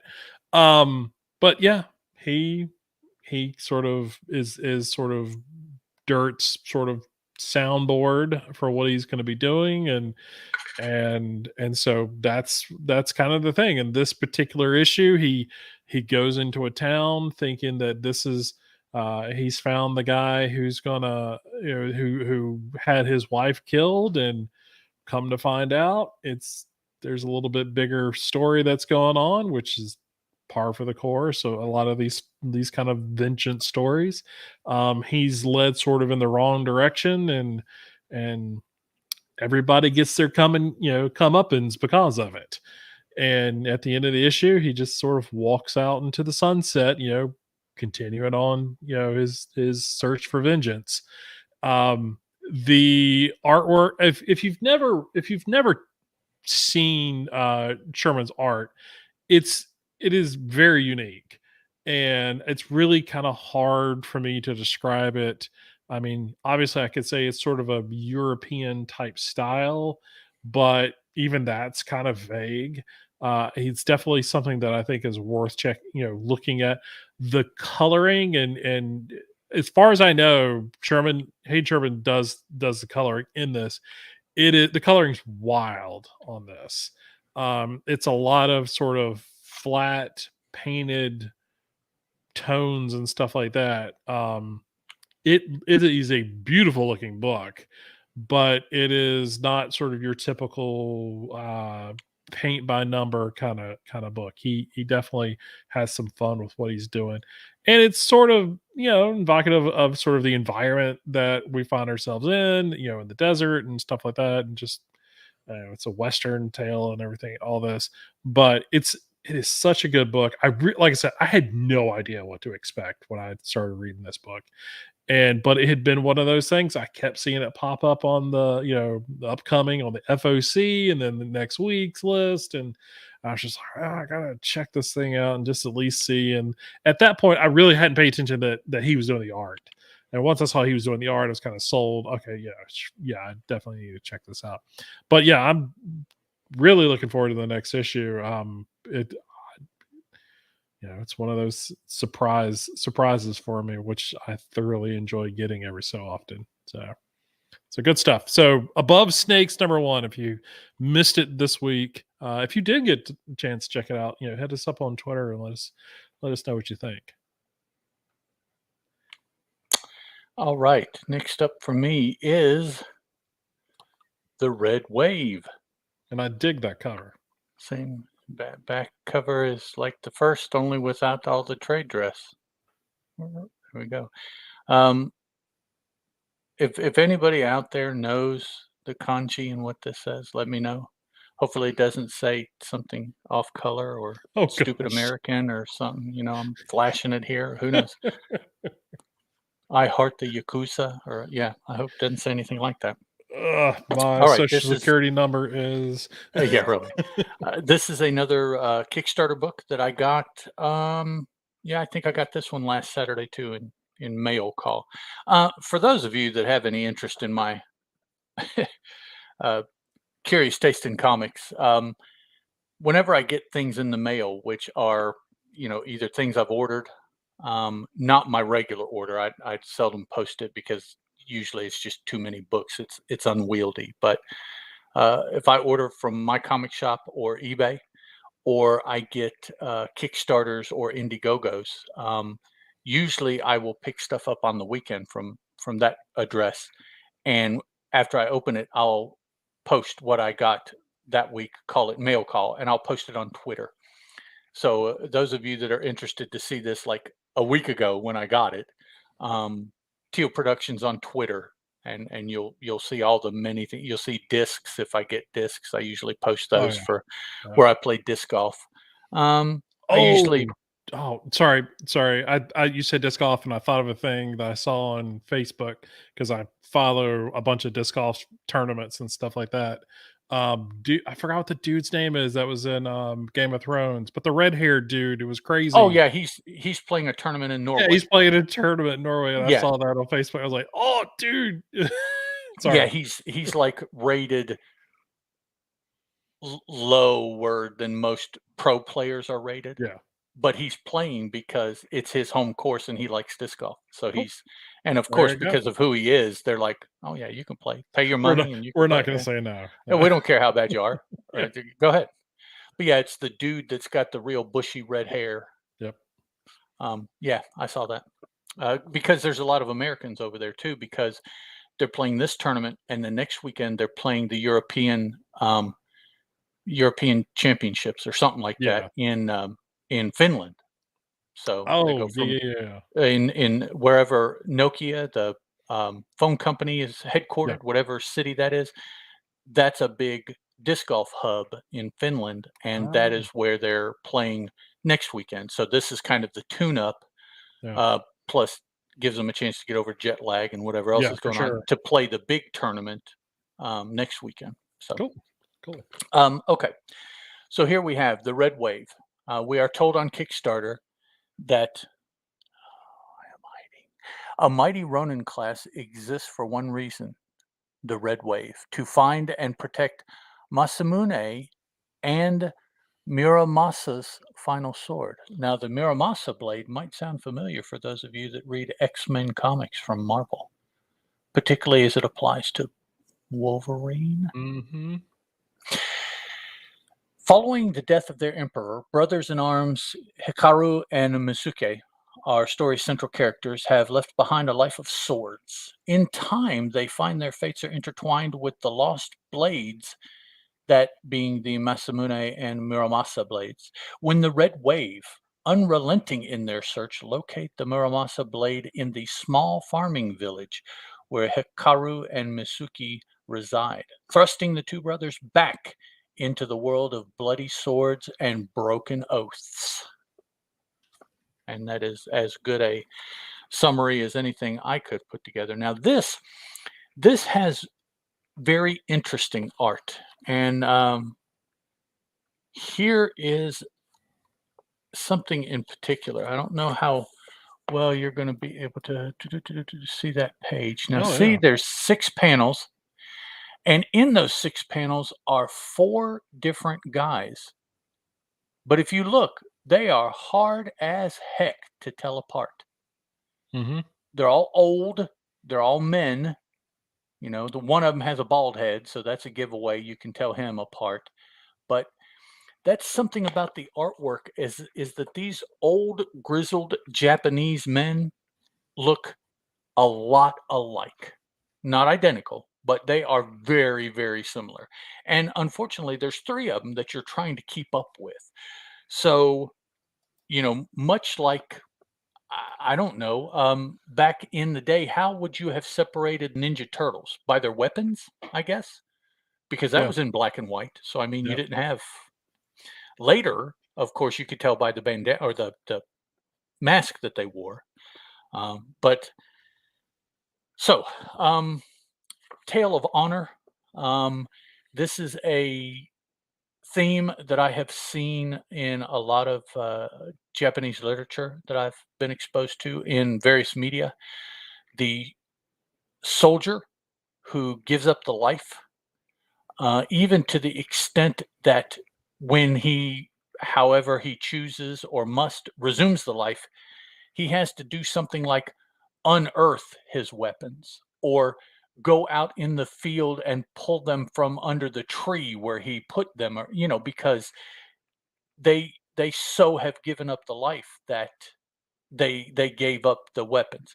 Now they didn't destroy them because that would be goofy. You always might need weapons, but they don't use them in that way. Mm. So something draws them back into the bloody life that they used to lead, and the story progresses with them resuming or attempting to resume that life from their pastoral idyllic retirement that they had had. And that's very much what this is about. The red, the red wave is a Ronin band that enter battles and turn the fortunes of the side that is losing. More often than not, it is the good side, but not always. So they come and their bailiwick is to protect these 2 blades, the Masamune and the Muramasa. And well, unfortunately, they've lost track of both. Oh, So whoops. yeah, they were lost in battle is Mm. what happened because their former superiority lately has not been what it was, and the battles, if they win them, they are much more difficult to win. And I say that that is intended to be a reflection of the changing times, how the samurai is becoming less, I don't know, less desirable being a samurai. Plus, also the advent of firearms and gunpowder and things like that. So, but they believe they've searched everywhere else essentially, and this is the last place that the Muramasa blade could be. So they're convinced that it's got to be here. Turns out that they're right in a rather sideways part of the writing, the story, which I don't understand. But um, and so to smoke out the blade, they set the rice fields outside of the village on fire, and then they go to the village and they find whomever, you know. Typically you would pull out the head man and you would make your demands of him, but somebody comes out because the rice fields are on fire, and they just assume that he's in charge, and they tell him, look, we're looking for this blade, we know it's here, bring us the blade and we will help you put out the fire, because if not, you'll lose your rice, and ultimately you'll lose your village because the fire will sweep into the village. So, just give us the blade. We don't want to kill anybody. Well, except for the fire. Right. Yeah. We don't want to, we don't want to charge in here and tear things up. We just want the blade, and then we'll help. So, like I say, in a sideways kind of thing, they are given the blade, and immediately the dude in charge hands the blade to one of his lieutenants, points to another one of the lieutenants, and says, "You gather up the rest of the men, go down to the river, get buckets, put that fire out." And so it's like, well, there is some honor among thieves, I I guess. guess so. I don't Yeah. know, and so uh, two of the three men uh, be, just feel compelled. They feel that they have to keep up and protect the blade as well, just for a different reason than the Red Wave, and so they decommit from this pastoral life and pick up their armor and their weapons, and they go with the Red Wave to protect the swords and also to help find the other sword, because now that one is out floating around, they know that the two together make an almost impossible weapon to stop. So if anybody else were to get a hold of them, that would be problematic. So they need to ensure that the Red Wave acquires the other one while they have this one. And so they are much more trustworthy than if they were to lose that and somebody had the other one and found it. And so Yep. one of the three stays.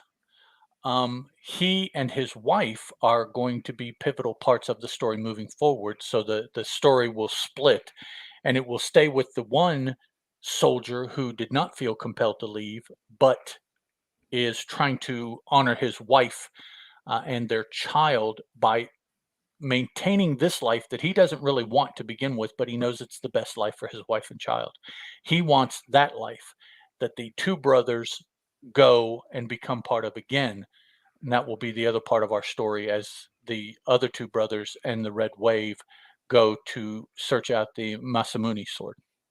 And Cool. so that's where we are. So, as the other one was Chinese Kung Fu, this is Japanese samurai. Very cool. Now I'm going to take us to a little bit of comical land with 8 Billion Genies #3. I've been hearing a lot about this book. Same here, which is why I was like, okay, fine, I'll read it. So this is issue 3 of an 8-issue series written by Charles Soule and Ryan Brown. Art and colors and everything by Ryan Brown. Okay, can I interject? Sure, jump ahead. Boom book, down south, musician, goofy creatures that every one of them had. They weren't this, but they were something similar, and everybody had their own. And remember that? Okay, I remember that series quite well. That's what it put me in mind of. It was the guitar and everything. Yeah, totally. Yeah, I didn't think about that, but you're absolutely right. So yeah, I've been hearing a lot about this. It's I tend to not pick up well, no. Let me finish before you laugh. Just hold on. Okay. I'm fully against Genies. I do not support them whatsoever. No, I tend to pick up Charles Soule stuff, his creator stuff in hardcover or traders or whatever. Okay. Collected. Yeah, I collect it because I know I want it, and I would much rather read the whole story. The problem is when this book gets picked up by, was it Amazon or whatever or somebody for a TV series or movie or whatever. Yeah, sure. It brings a little bit of attention. So now I'm like, okay, fine. Did you get the first 2 issues also? No, this is it. Oh, you don't have them? Okay. This is all I've read. No, the first 2 issues are sold out. I can't get those. Oh, are they? Oh, okay. I'm sure I can get them, but you better get them before they blow up. Slab them and GCG them and CGGC, whatever that is. I'm still just going to pick up the trade. Oh, okay. So, but because everybody was talking about it, I'm like, we'll go ahead and check it out. And Doug is already on board. He's ahead of us. 8 Billion Genies has been fantastic. I've been really surprised how much I like it. And that's kind of, I don't want to say I was surprised that I enjoyed it, because I like what these two have done in the past together. I like Charles Soule regardless. Ryan Brown has always been really good. They did what was the other book that they did together? Oh God, I'm blanking. But anyway, they did another series together. I picked it up in trades. It was Curse words. Curse Words. Thank you. That was really good. They did like an omnibus version of that too. I did not get that because I had already gotten the trades. But good. That's a good thing. This is so far for one issue that I've read. I really enjoy it. Sort of if you don't know, if you've lived under a rock or whatever, the idea is that everyone in the world gets a genie. They just all of a sudden one day everybody gets their own personal genie. You get one wish and that's it. And everybody that is inside this particular bar, the bartender tells them whatever happens outside of this bar does not affect you. So if for example, one of the things that happened in this issue is that we're only, I think, 7 or 8 days into the genies appearing. And in doing so, there is a counter at the beginning of it that tells you what the human population is and what the genie population is. And once a genie is used, they just disappear. So we're at 6 trillion or whatever, or excuse me, 8 or 6 billion, and we're down. That's how many people are left. Apparently, we're down a couple billion. 8 billion, yeah, to 6 billion. And so now we're down to 4.9 billion genies. So a lot of them have been used, and so. But the thing is, it's your wish could then counteract someone else's wish. So you kind of have to word your thing, in a certain way and everything like that. So anyway, so it was entertaining to watch or to read the genies. They're helpful. I mean, they're not trying. It doesn't seem like they're trying to screw anybody over. So everybody's kind of asking their genie, "Hey, I'm kind of thinking about this," and they're like, "Well, keep in mind, but if you do this, blah blah blah blah blah," not telling you all of the ramifications of what would happen, but saying, like one kid was like, "Oh, I guess I'm gonna have to go back to school." Well, you're probably not gonna need to go to school because somebody wished your school was made out of chocolate, and so no school, unless you're just really hungry for some chocolate, that kind of thing. So there's one guy apparently in somebody somebody wished for Ernest Hemingway to be alive, and so he's alive. Well, then he wandered off, because it's really Ernest Hemingway. He's back from the dead. He has no money or anything like that, just the clothes on his back, and ends up at this bar that is sort of protected. Well, it's him, it's Jim Morrison. Just people had wished these people back to life, and there you go. So we do discover that the wishes, if like a physical person, is brought back to life or something like that, they're referred to as remnants. And so after the wish is made, they just continue to exist until the person who wished for them dies. And then they go away. Oh, okay. So it was a neat little thing, it's Mhm. they've created these rules and everything, which is, and you're learning them, I guess, as the series goes on. Now I have no idea what the end goal of the story is, but we do this, there's a lot of people in the issue and a lot of their own stories taking place, but I feel like every story that we got, at least in this issue, was sort of given its own sort of space to really kind of, and maybe it only took a couple panels to tell it, or maybe there's one particular one, a father who left his wife and kid, I think, in the bar, and because he, prior to the whole event, they were on their way to meet someone, or he was on his way to meet somebody for a job interview or something like that, is what he told his wife.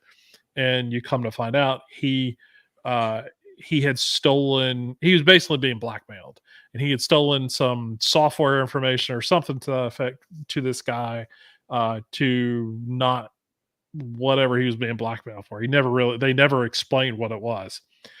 So his wish was for basically a suit of armor to protect him from anything that could potentially hurt him as he walked from this bar to wherever. I think they said it took him like a couple of days to walk to whatever the other bar was. So his wish gave him this suit of armor with all of these weapons and stuff like that he needed. And there were several instances where it was the suit that protected him. So his wish, came true. So he goes there, is gonna give the guy, the thumb drive, and the guy was like being all cocky and everything. And he's like, you know what? I don't have to give you this anymore. And he crushes it in front of the guy's hand. The guy reaches, to, attack him or whatever, and he just shoots him in the head, because he's got these laser things now. So it was kind of like, it's been kind of comical up to that point. You're like, oh, okay, there's some stakes here. I mean, obviously there are, but it was that moment of like, really, oh, stakes are a little bit higher. And then the issue ends with this kid who is trying to protect his mom and dad and does what any kid would do. Well, in order to protect my parents, I need to be a superhero. And so that's his wish. Well, when he goes outside the bar to fight off of whatever's out there, the catch at the end of it is it only took 8 days before the human population to reach I forgot what they call it, like the power phase or whatever, like wishing for superpowers. Right. And so there was 3 or 4 people out there that had already done the same thing. So and he was like, "Hey kid, you want to join us and save the world?" Kind of thing. And it's so again, sort of dark moment, lighten it up, with a kid making himself to be a superhero to save his parent. It's a lot of different, sort of scenarios given that the space that they need to breathe. And it's just well put together. So it's really hard for me because I don't tend to read their stories until I get the collected editions. Mm-hmm. Now that I've read it, I'm like, I do kind of want to pick up the next issue. Mm-hmm. So that's the downside to it. But anyway, it's a good looking book. The art's great. Ryan Brown always does a good job. It's 8 issues. I kind of want to keep picking up the single issues, and we'll pick up the collected edition at some other point. So because it'll be the TV series or the movie based off the graphic novel, and I want to make sure that I at least have the graphic novel whenever that comes out. Oh, do you have that, Chris? Oh yeah, here you go. So, I read that back in the day. I get asked that all the time. So 8 billion Genies. If you've not picked it up, you've heard all the hype and everything. At least from my point of view, I think it's well worth the hype. I think it is a very enjoyable comic, and I do look forward to at least, if I don't read the next issue in single issue, I do at least finish reading the story when the collected edition comes out. So, all right, what you got? All right, my third book, and this is me at my most elite pinky up reading. Oh no! This is Tales of the Sunrunner from Sirius Entertainment. I saw that. I didn't know they were still publishing books. They did back in 1986. Oh, I was like, dude, I did not know that they were still doing stuff. Okay. The Sunrunners. It's a property that is most well known because Pat Broderick did most of the artwork. 2 volumes, Sunrunners and Tales of the Sunrunners. Nice. The Sunrunners, the first volume, started out at Pacific Comics. It ran for 7 issues. Started at Pacific Comics and ended at Eclipse when Pacific went under. Yeah. A little while later, Sirius said, "Hey, you creators that are involved in that, if you want to write, any more of that, you can write it for us here. And so Tales was the second volume, and it was like 5 issues, or no, 3 issues, and then there was like a Christmas special or something like that that came out. Now, the Sunrunners are superpowered techs that maintain a solar-powered energy system in the uh, in the universe, and the part of the universe that we exist now. There are aliens, but there are humans also in Earth and everything like that. Now, after an accident, one of the characters, Mark Dancer, is placed in charge of the staff of the Daybreak power station. And those are the characters that we then follow after that. And they are Delphi, Duck, Gibraltar, and Scooter. Scooter is a robot. And of course he is. but wait, it gets better. Let's see. Standard computer omni-operational tactile engineering robot. Scooter. Of course, it was an anagram. Absolutely, it had to be. Come on. So the second volume.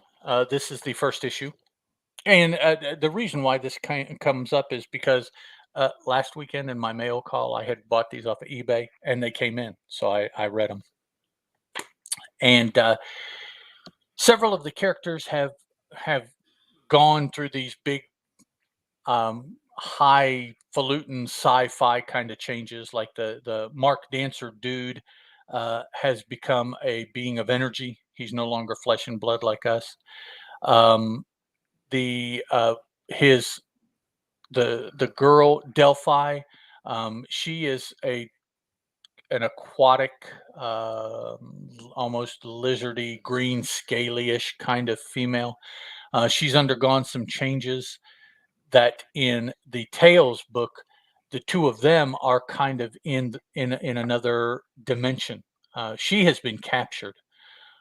Mark can flit between dimensions because he's a creature of energy now. There are no constraints for him. If he can conceive doing or going, he can. The catch that keeps him from being a deus ex machina is that he's not necessarily all that creative. He doesn't necessarily think along those lines. So, he can fly, he can shoot bolts, and, he can do the obvious things. Transporting himself to another dimension takes a little bit of convincing that he can do it. But she's captured, and he goes to rescue her. So they're kind of off. They just play a little part at the end of the story. Mainly, Tales involves Doc Gibraltar, who is taken against his will back to his home world. He left them. They kicked him out combination. And he is taken back along with Scooter, and he has a companion from the Sunrunners, but the companion is not one of the Sunrunners. Scooter is walking around on the home world of Dr. Gibraltar by happenstance, another part of the story that happened in the first volume, with a companion also who is not part of our main core group. Dr. Gibraltar goes back, finds out some things about his history that he didn't know, the history of some of the other people still living on his home planet who turn out to be family that he didn't know were family. He's got a brother, he's got a sister, his mom and dad are still alive. And so in this first issue of Tales, we're exposed to all that. We're told all that as Dr. Gibraltar is rediscovering those things. I mean, once upon a time he knew, but something has happened that portion of his memory has been altered. And we're going to go on for the other issues of these 3 issues outside of the first issue. And that'll be a main part of the story, is him determining who and why this portion of his memory was lost. While he's down there, he rehooks up with Scooter. Scooter and his companion, Dr. Gibraltar and his companion. They go on some adventures relating to the new information about Gibraltar's family and who they are and how what part of society it is his people that he's actually a part of. And then that works itself out for the most part. Then we see this part where Mark finally finds Delphi and rescues her, and they go off, presumably to come back to our dimension and reunite with the other Sunrunners. But at the end of the first issue, that is yet to be seen if that's what they do. We just know that he rescues her from her prison that she's in, and they literally turn away from the camera and go that way and so, just walk off. yeah, you're like, okay, well, they're good now. Yeah. Now this the Tales book is scripted by Roger McKenzie, penciled by Glenn Johnson, inked by Jim Sinclair. All three of those men are also listed as plotters. Lettered by Wayne Truman and colored by Marcus David. This cover is by Johnson and Sinclair. So Pat Broderick apparently didn't have anything to do with the Tales, with the second chapter. And you guys out there who have any interest, look up and see Sirius Entertainment. They have a much more well-known property than this one that for sure that they're known for. But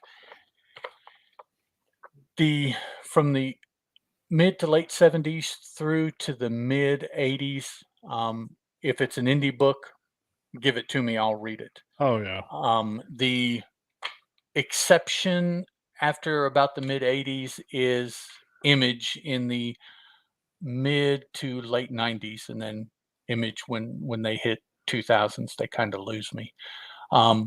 But my I have can I plug another podcast? Oh, sure. I have another show that I'm doing right now called Newsprint Commando, and that is entirely what I talk about on that show is 70s and 80s indie books. I've talked about Capital Comics, the 3 books that they put out, and I'm talking about a company called Noble Comics who had the first volume of Justice Machine. And then after that, I don't know where I'm going to go. I think I'm going to delve a little bit indier into the beginnings of the indie scene in like the early 70s with a title called First Kingdom, which was one of the first ongoing indie books. Now, of course, you had Marvel and DC that had been going for forever, but that indie scene, Pacific Comics, Kamiko, Eclipse, First. That's where a lot of my interest right now lie, and that was what prompted me to get this. A little bit of the early 90s too. I'm interested in a lot of the bad boy creators. Lucifer, Barry Blair, although he was more 80s. Brian Pulido, Lady Death, and things like that. So, but yeah, honestly, it was okay. Sunrunners, the first volume, was much better, primarily because Pat Broderick was the artist. I've always dug his art. The concept, it's okay. It's pretty high sci-fi, and space, aliens, spaceships, and big lasers, and cyborgs, and all of that real hardcore sci-fi stuff. So you definitely have to be interested in that to want to read Sunrunners. If you look around and ask the graybeards that are still into comic books, they'll probably remember the title Sunrunners. It's a title that gets thrown around a lot, even though it was only 7 issues. I think mainly because Pat Broderick really, he didn't come to fame there, but that's where he started, and where a lot of people that were old enough and have continued to read comics, where they were first exposed to his artwork was in Sunrunners. So it was okay. Of the 3 books, this was the third, if I had to rank them. But I mean, it was interesting enough that I didn't have any problem reading through the whole thing. Pretty standard 25, 26 page book. Yeah. Some sweet ass 80s ads and stuff like Oh, that. really? I'm sure. Yeah. Hero Alliance. Right. Yep. So yeah, on the Definitely back, picked that up. whatever that is. Yeah. So Well, that was Mage. entertaining. Yeah, that was Mage on the back of that book. Is that what that was? Yeah. Or at least it looked like with the. Oh yeah, lightning. that was one of the characters, Mage. And here's an Arthur Adams character. I recognize the art. And what is this? It's a comic book shop, Moondogs. Oh, okay. Now, why these are on here, I don't know. Matt Wagner. Yeah. Wolverine McAllister from Bill Loebs. Where's Wolverine McAllister? Oh, he's the dude here in the middle. Okay. So I don't know why this popped up in my head when you were talking about all those titles and everything, but Fish Police like showed up in my head somehow. Mhm. I remember reading that. Mhm. I think Comico did that for a while. Apple Comics did it at first, and then yes, I think then it went. Let's see. but Marvel had first. it. Marvel had it for a little while. Yeah, after Comico, Well, they reprinted it, I guess. Yeah. Yeah. Yeah, there was an animated Fish Police that was, I don't know, 12, 15 episodes. Yep. And there you go, anthropomorphic animals. Only instead of animals, they're fish. Yep. But they talk and they live, and so any of you that aren't familiar with Fish Police, if you're into anthropomorphic animals, there's fish and other sea creatures, not just fish, but underwater creatures. And there you go. Yeah. And that was a hard boiled cop story. I mean, that was straight up seriousness. Caruso, was that the creator's name for that? Oh, I forget. Let's see. I was gonna say I was Carus. Okay. First of all, it came out from a company called, of course, Fish Wrap. Yeah. And then it went to Apple, and then it went to Comico, and Steve Moncuse. Moncuse, okay. Yeah, that's it. After a couple years hiatus, it went to Marvel. And then after 18 years hiatus, IDW got it. Yep. And Doug just admitted he was old. He says he remembers Fish Police. All right, Doug. Way to go, man. Yeah, I have. I think I have all of the Comico issues. I don't have the. Although most of those Fish Wrap issues were just reprinted by Comico and Apple before they continued on, but not all of them. Yeah. But the Fish Wrap books are really, really hard to find because that was a true small press kind of. This is like the first 2 or 3 or 4 issues of Turtles kind of printing. As far as numbers for the Fish Wrap, I don't believe they did any other books than this first 11 issues of Fish Police. I think that's why they were created, was for that. So, yeah, small press. That's an example of it there. I might have to get on my comic shop after the show and take a look and see what they got. And they'll have nothing. They'll have absolutely nothing, or it'll be $50. Yeah, they'll have them all at $60 a piece. Yeah. If you really want them, we really got them. So, all right. So the final book that I've got on the list is, do you know what 3 Worlds and 3 Moons is? Is that off of Substack? Oh, yes. It's Jonathan Hickman's. Okay. So 3W3M is always what I see. And I thought that's what it was, but I wasn't sure. I am a big fan of Hickman. I've been a fan of his since Nightly News, and not all of his stuff resonates with me. His X-Men stuff was sort of. I'm not a big fan of any of his Marvel stuff. I like all of his Image stuff. I liked. Right, I like his concepts with his Marvel stuff. I think it's just.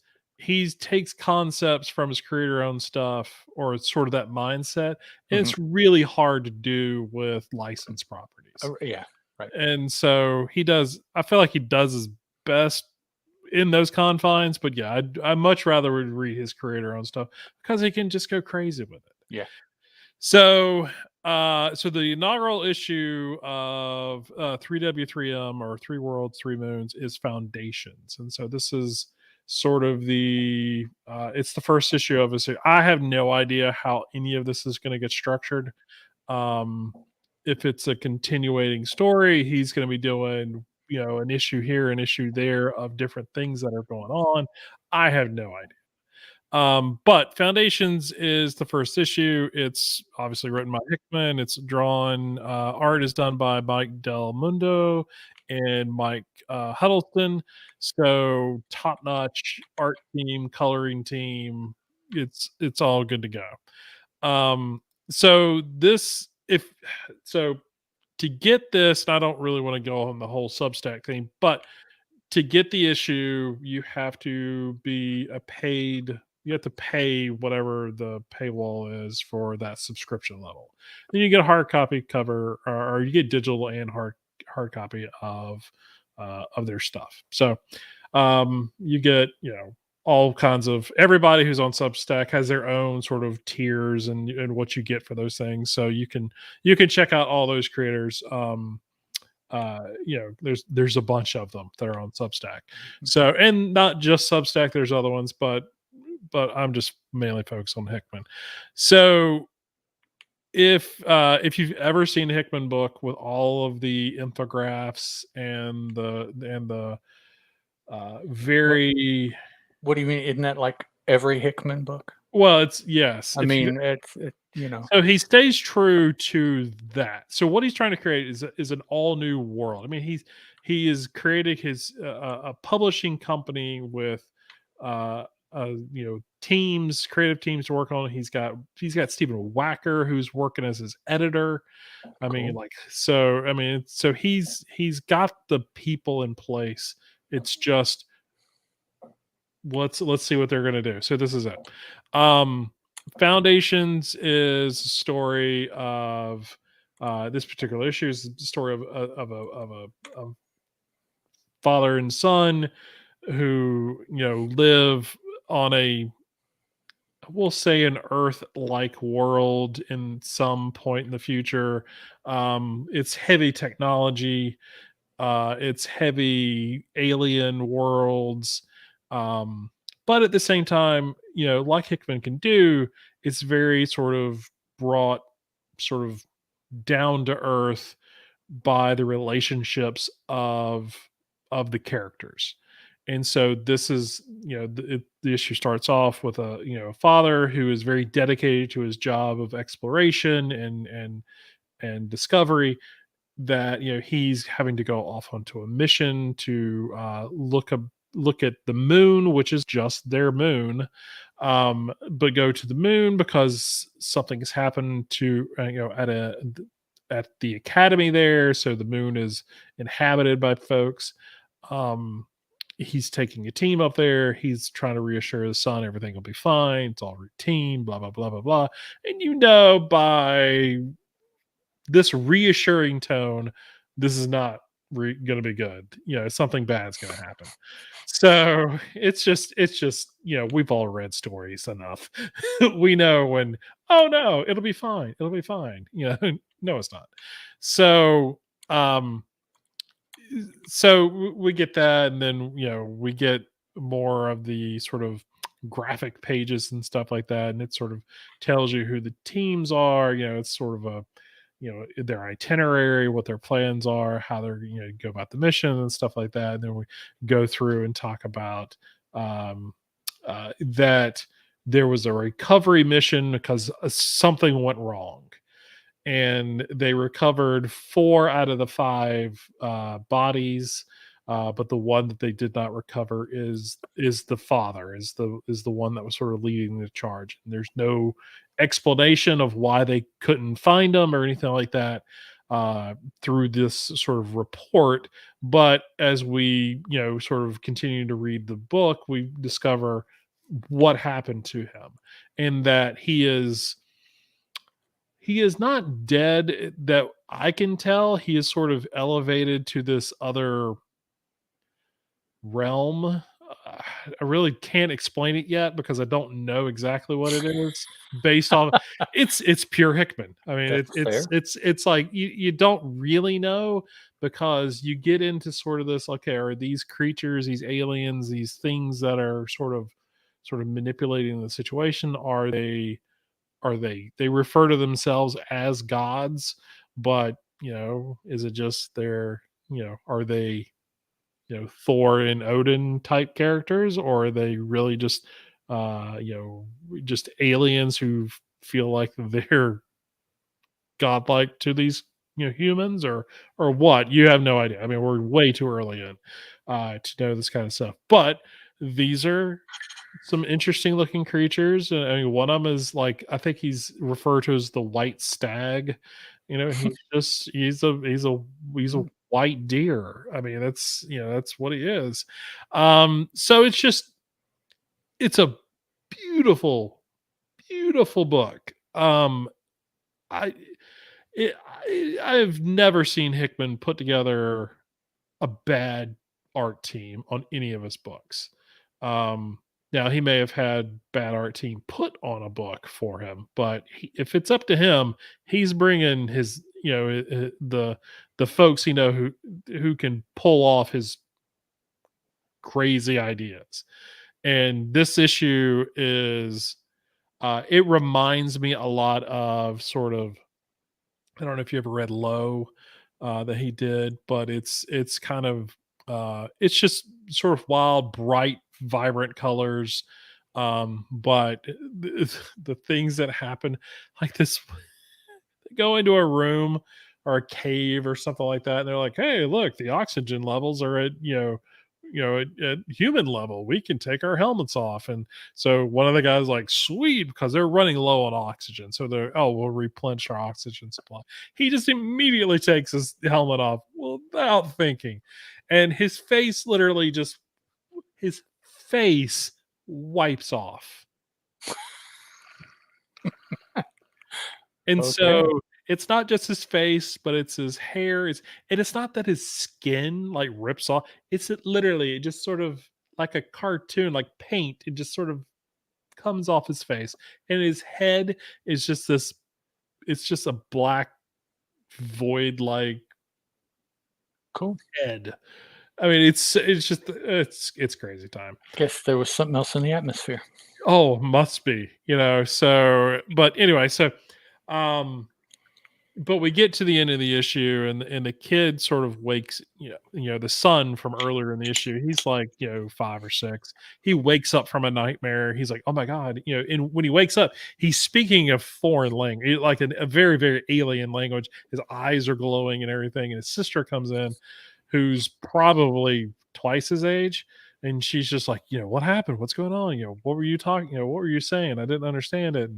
And he was like, oh, I just had this dream, this nightmare, about dad. And she's like, oh, he'll be fine. He just called in a couple hours ago. They're doing their final steps through everything, and he'll be home soon. No big deal, because she's like, because if something happens to dad, I'm gonna have to go find him, and so dun, dun, dun. Okay. It's like, oh crap. And that's how the issue ends. So it's like it's a really, and then there's some text pages after that, some back matter or whatever, that sort of explains to people, sort of how these characters are created, and gives you a little more data, a little more information on the dad and everything. But most of what the issue is, the book itself, is just that story. So it's not like you didn't if you it's not like you didn't get that in the issue itself. It just, Right. so that's the thing that I kind of don't like about some of his stuff, is that you have to sit there and you read a comic and you enjoy the comic, and then there's 4 pages of text in the back, and it's all the sort of stuff that you missed. Like, no, you didn't miss it, it just wasn't there, and I'm supposed to now read it here.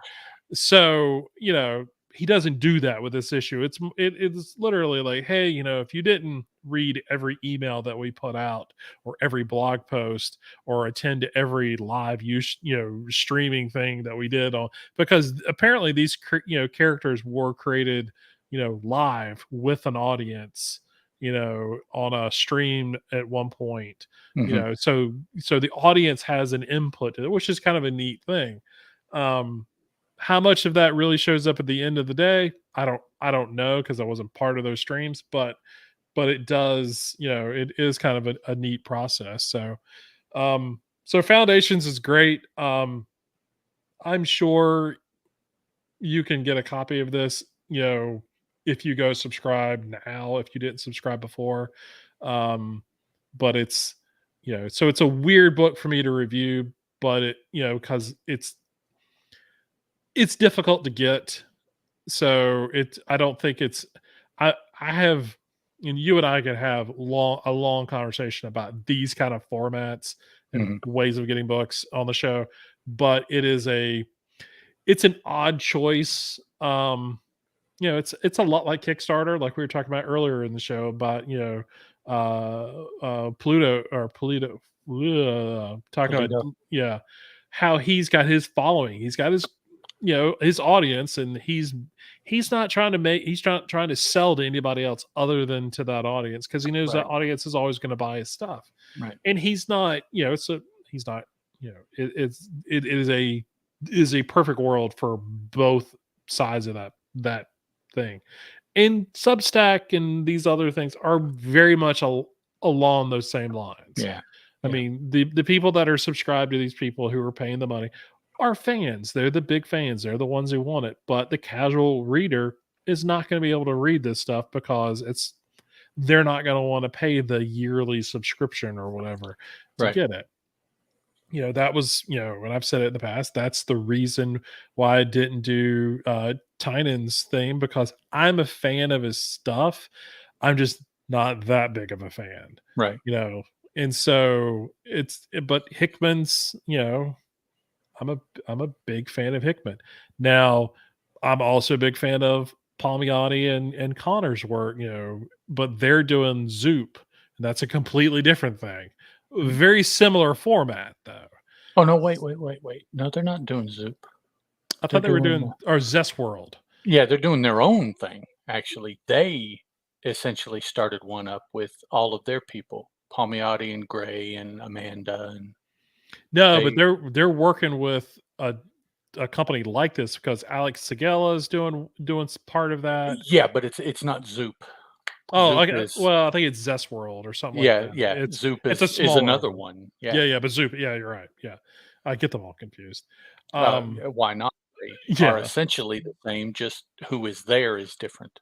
yeah, yeah. So, but anyway, so if you're not able to get this book and it's something that you're interested in, I don't really know what to tell you other than you have to subscribe to it.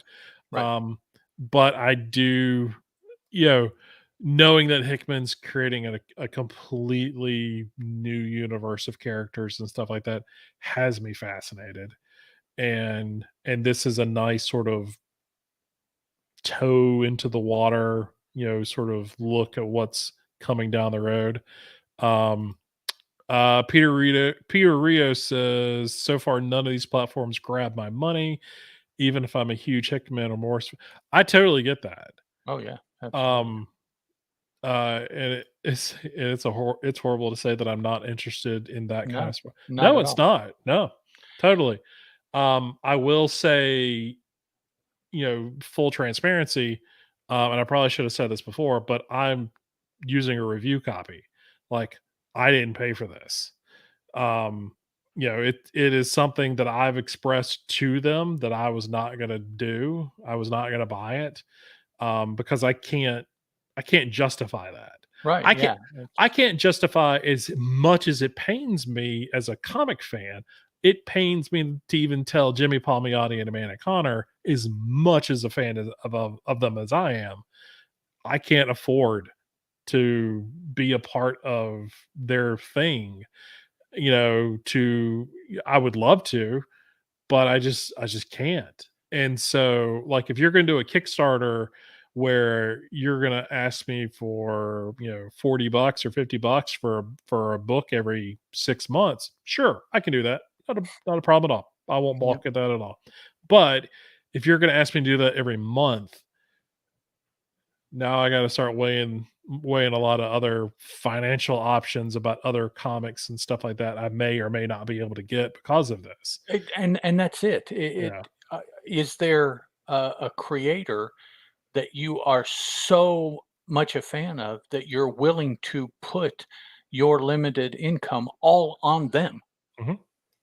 Bet them, and that's it. Oh, yeah. You're not putting your money on anything else. And so far I'm like, yeah, no, I was all in on Substack. Yeah. Every creator that I could find, their free newsletter, because Oh, that yeah. was Yeah. all the info that I wanted. I'm Mhm. I'm I'm not paying 15 or $20 a month for whatever it is you're wanting to give me, Yeah. you know? And um yeah, so it's a now most of the Substacks, what you get isn't um, they have exclusive offerings that those paying people will get, but the rest of the plebeians out there will ultimately get the books when they compile them and put them out. Just whatever. They won't be Whenever. hardcover, or they won't be, whatever that Yeah. the paying people will get.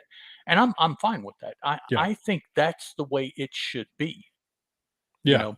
Yeah. But the true only thing that you get are the exclusive stuff. I have a problem with that because you're separating yourself from a potential amount of your audience, and I just, you know, that that is the issue I had with Bad Idea. Right.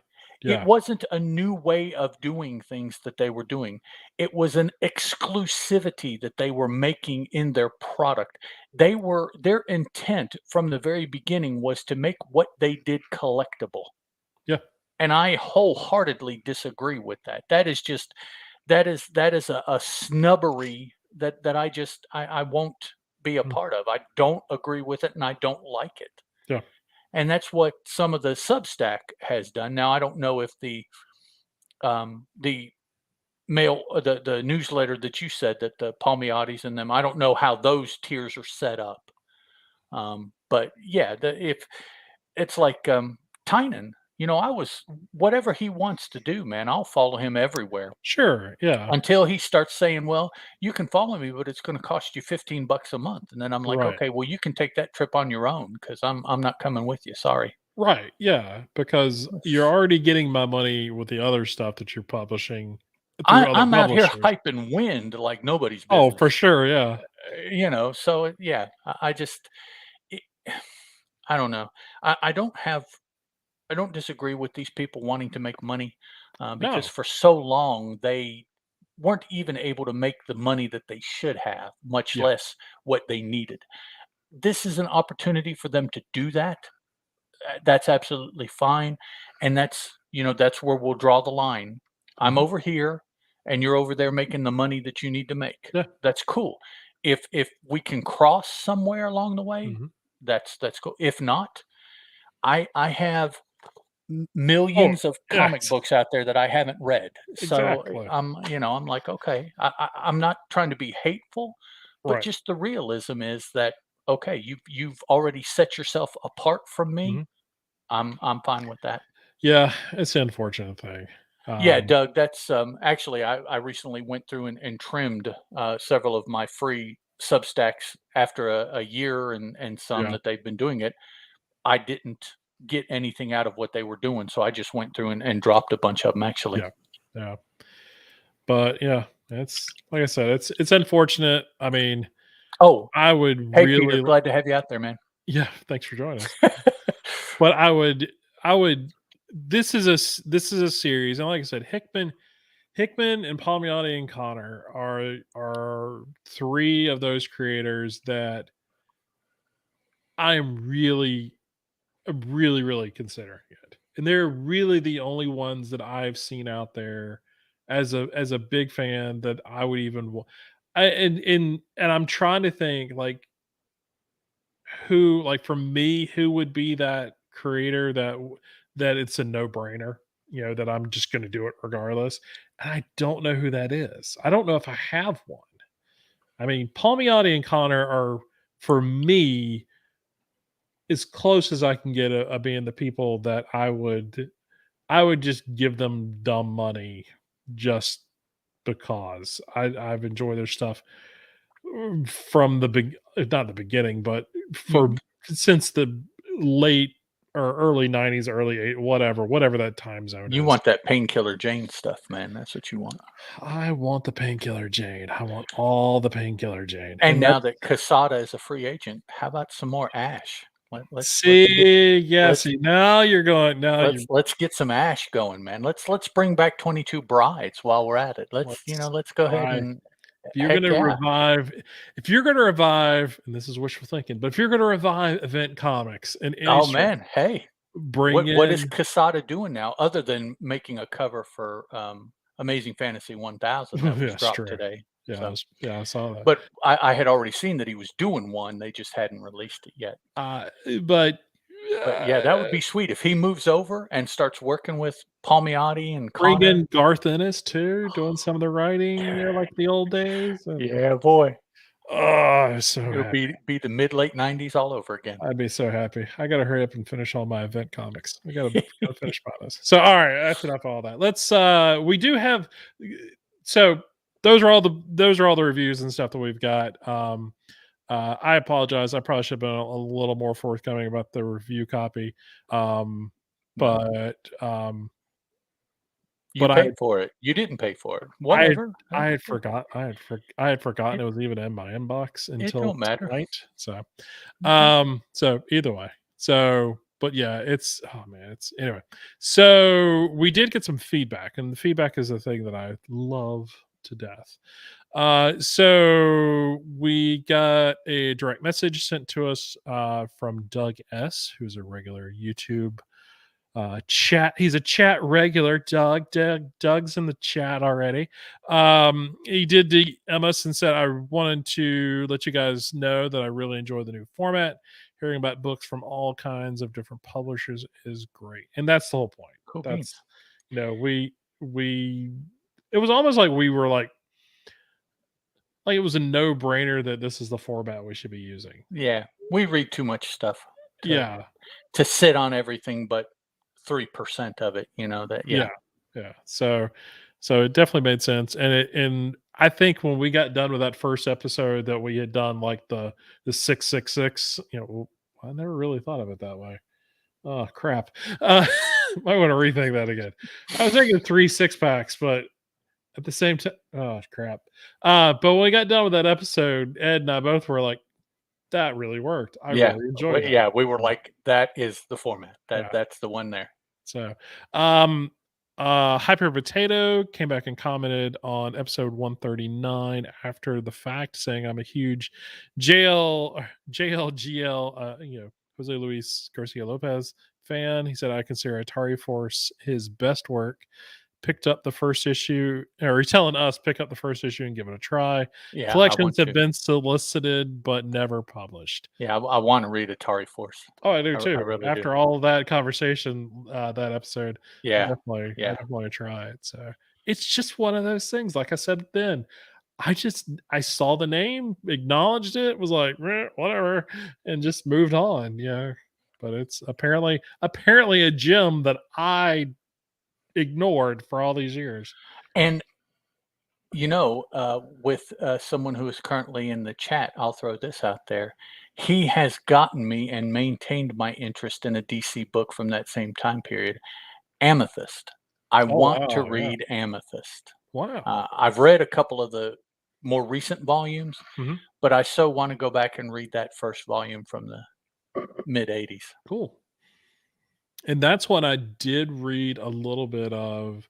Okay. Um Only due to my buddy Mike Pope, who got me into DC Comics when we were kids.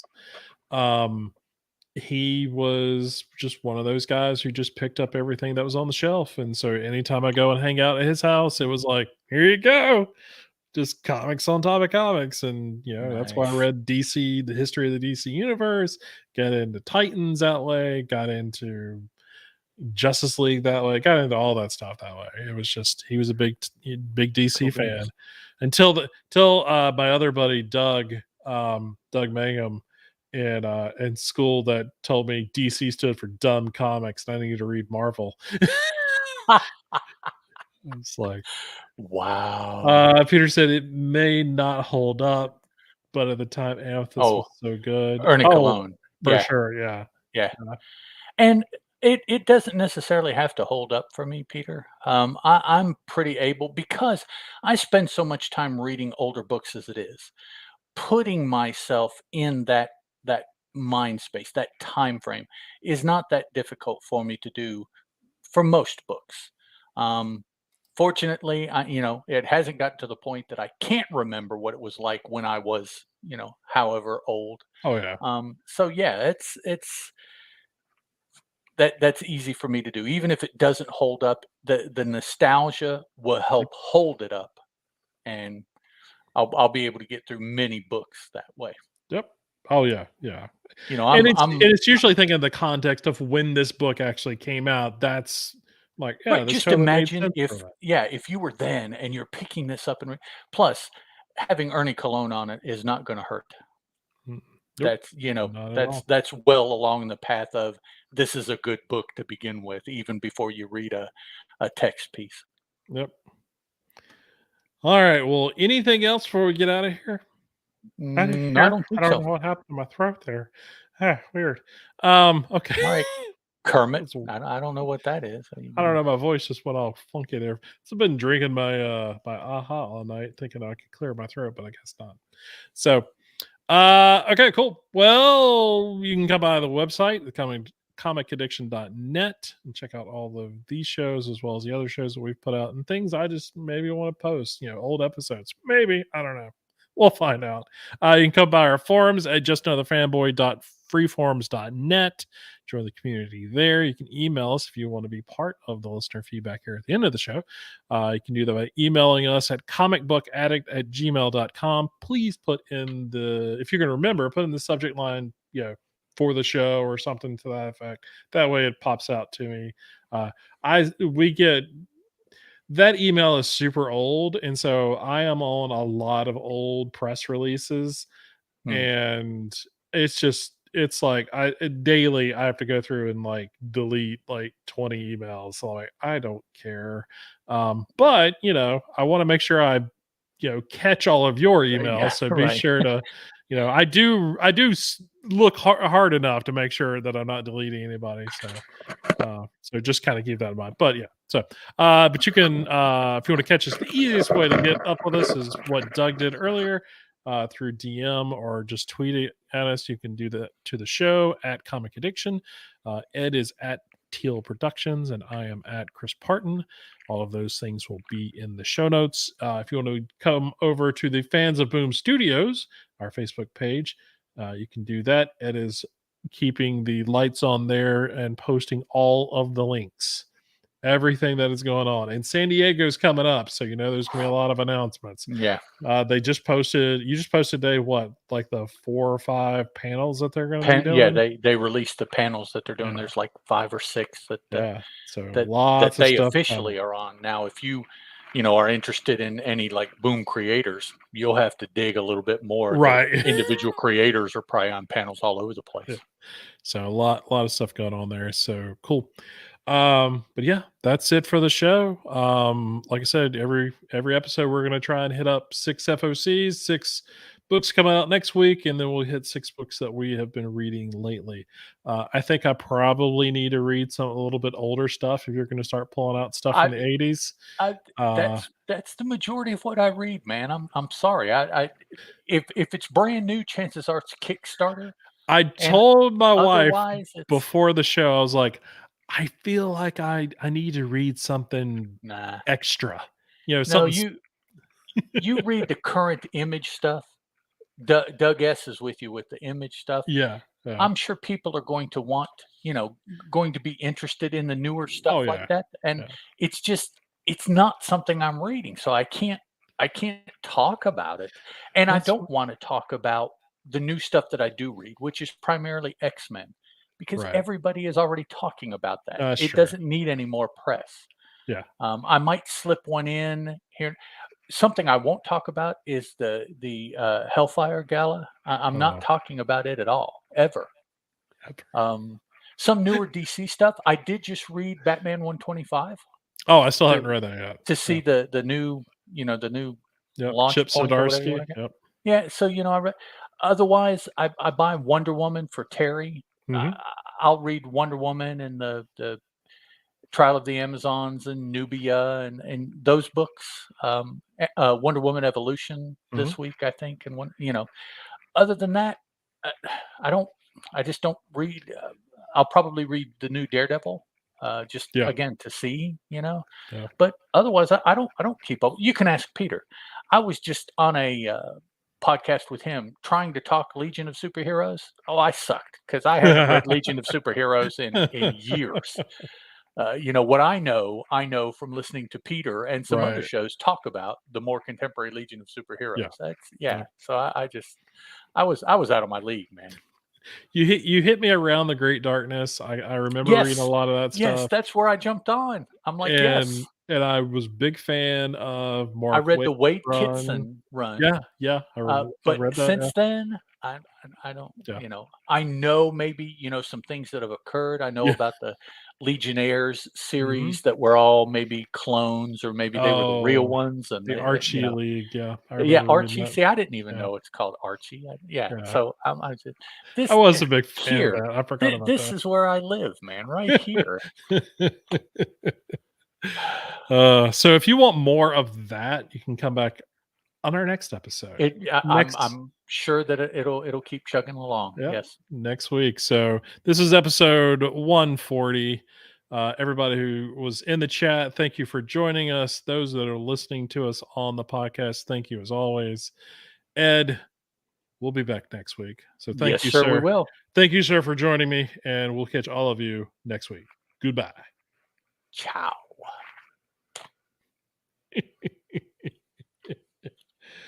Good times. I can only talk about what I read, man. So it's like, well, Yeah, it's tough. It's tough. Yeah, I totally get that. Yeah, I haven't read it. I hadn't read like the new Marvel DC stuff this week yet because it's just, yeah. But I will eventually. or That's the plan. the other stuff I'm reading is uh, Superman from the Golden Age in Right. action Yeah. for the show with Steven.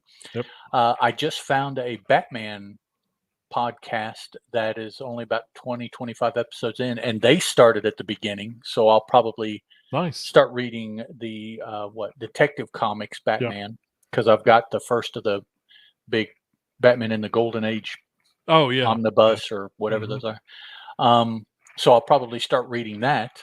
I'm not going to talk on here about Golden Age stuff because that's a whole different crowd there. So That's a difficult one to do. it's- Golden Age is, they're different. You're talking about They're something that might not hold up over time. No, and Stephen Orr and I are finding Superman. I don't know if you've read like that real early Superman No. stuff. No. Brother was violent. He was threatening to choke people, to put his fist through people's faces. God. Superman was he was a damn bully starting out, man. Oh my goodness. Well, you got to start somewhere. Yeah, I guess. He wasn't a big Boy Scout when he started, that's for sure. Well, everybody who's still in the chat, thank y'all for joining us. We're going to sign out here from the live stream. But yep, good times. Always join us 9:00 every week, or at least we try to every week. Obviously, last week work was. I have next week off. Like I'm taking the whole week off vacation to do stuff around the house. So I can tell you without doubt we'll have a show next week. So all right, cool beans. So be sure to 2 weeks in a row. Yeah. Yep. That's called a trend, maybe. Yeah, that is, man. Maybe for us it is at least. So. All right, we'll catch all of y'all next week. Bye. Bye, folks.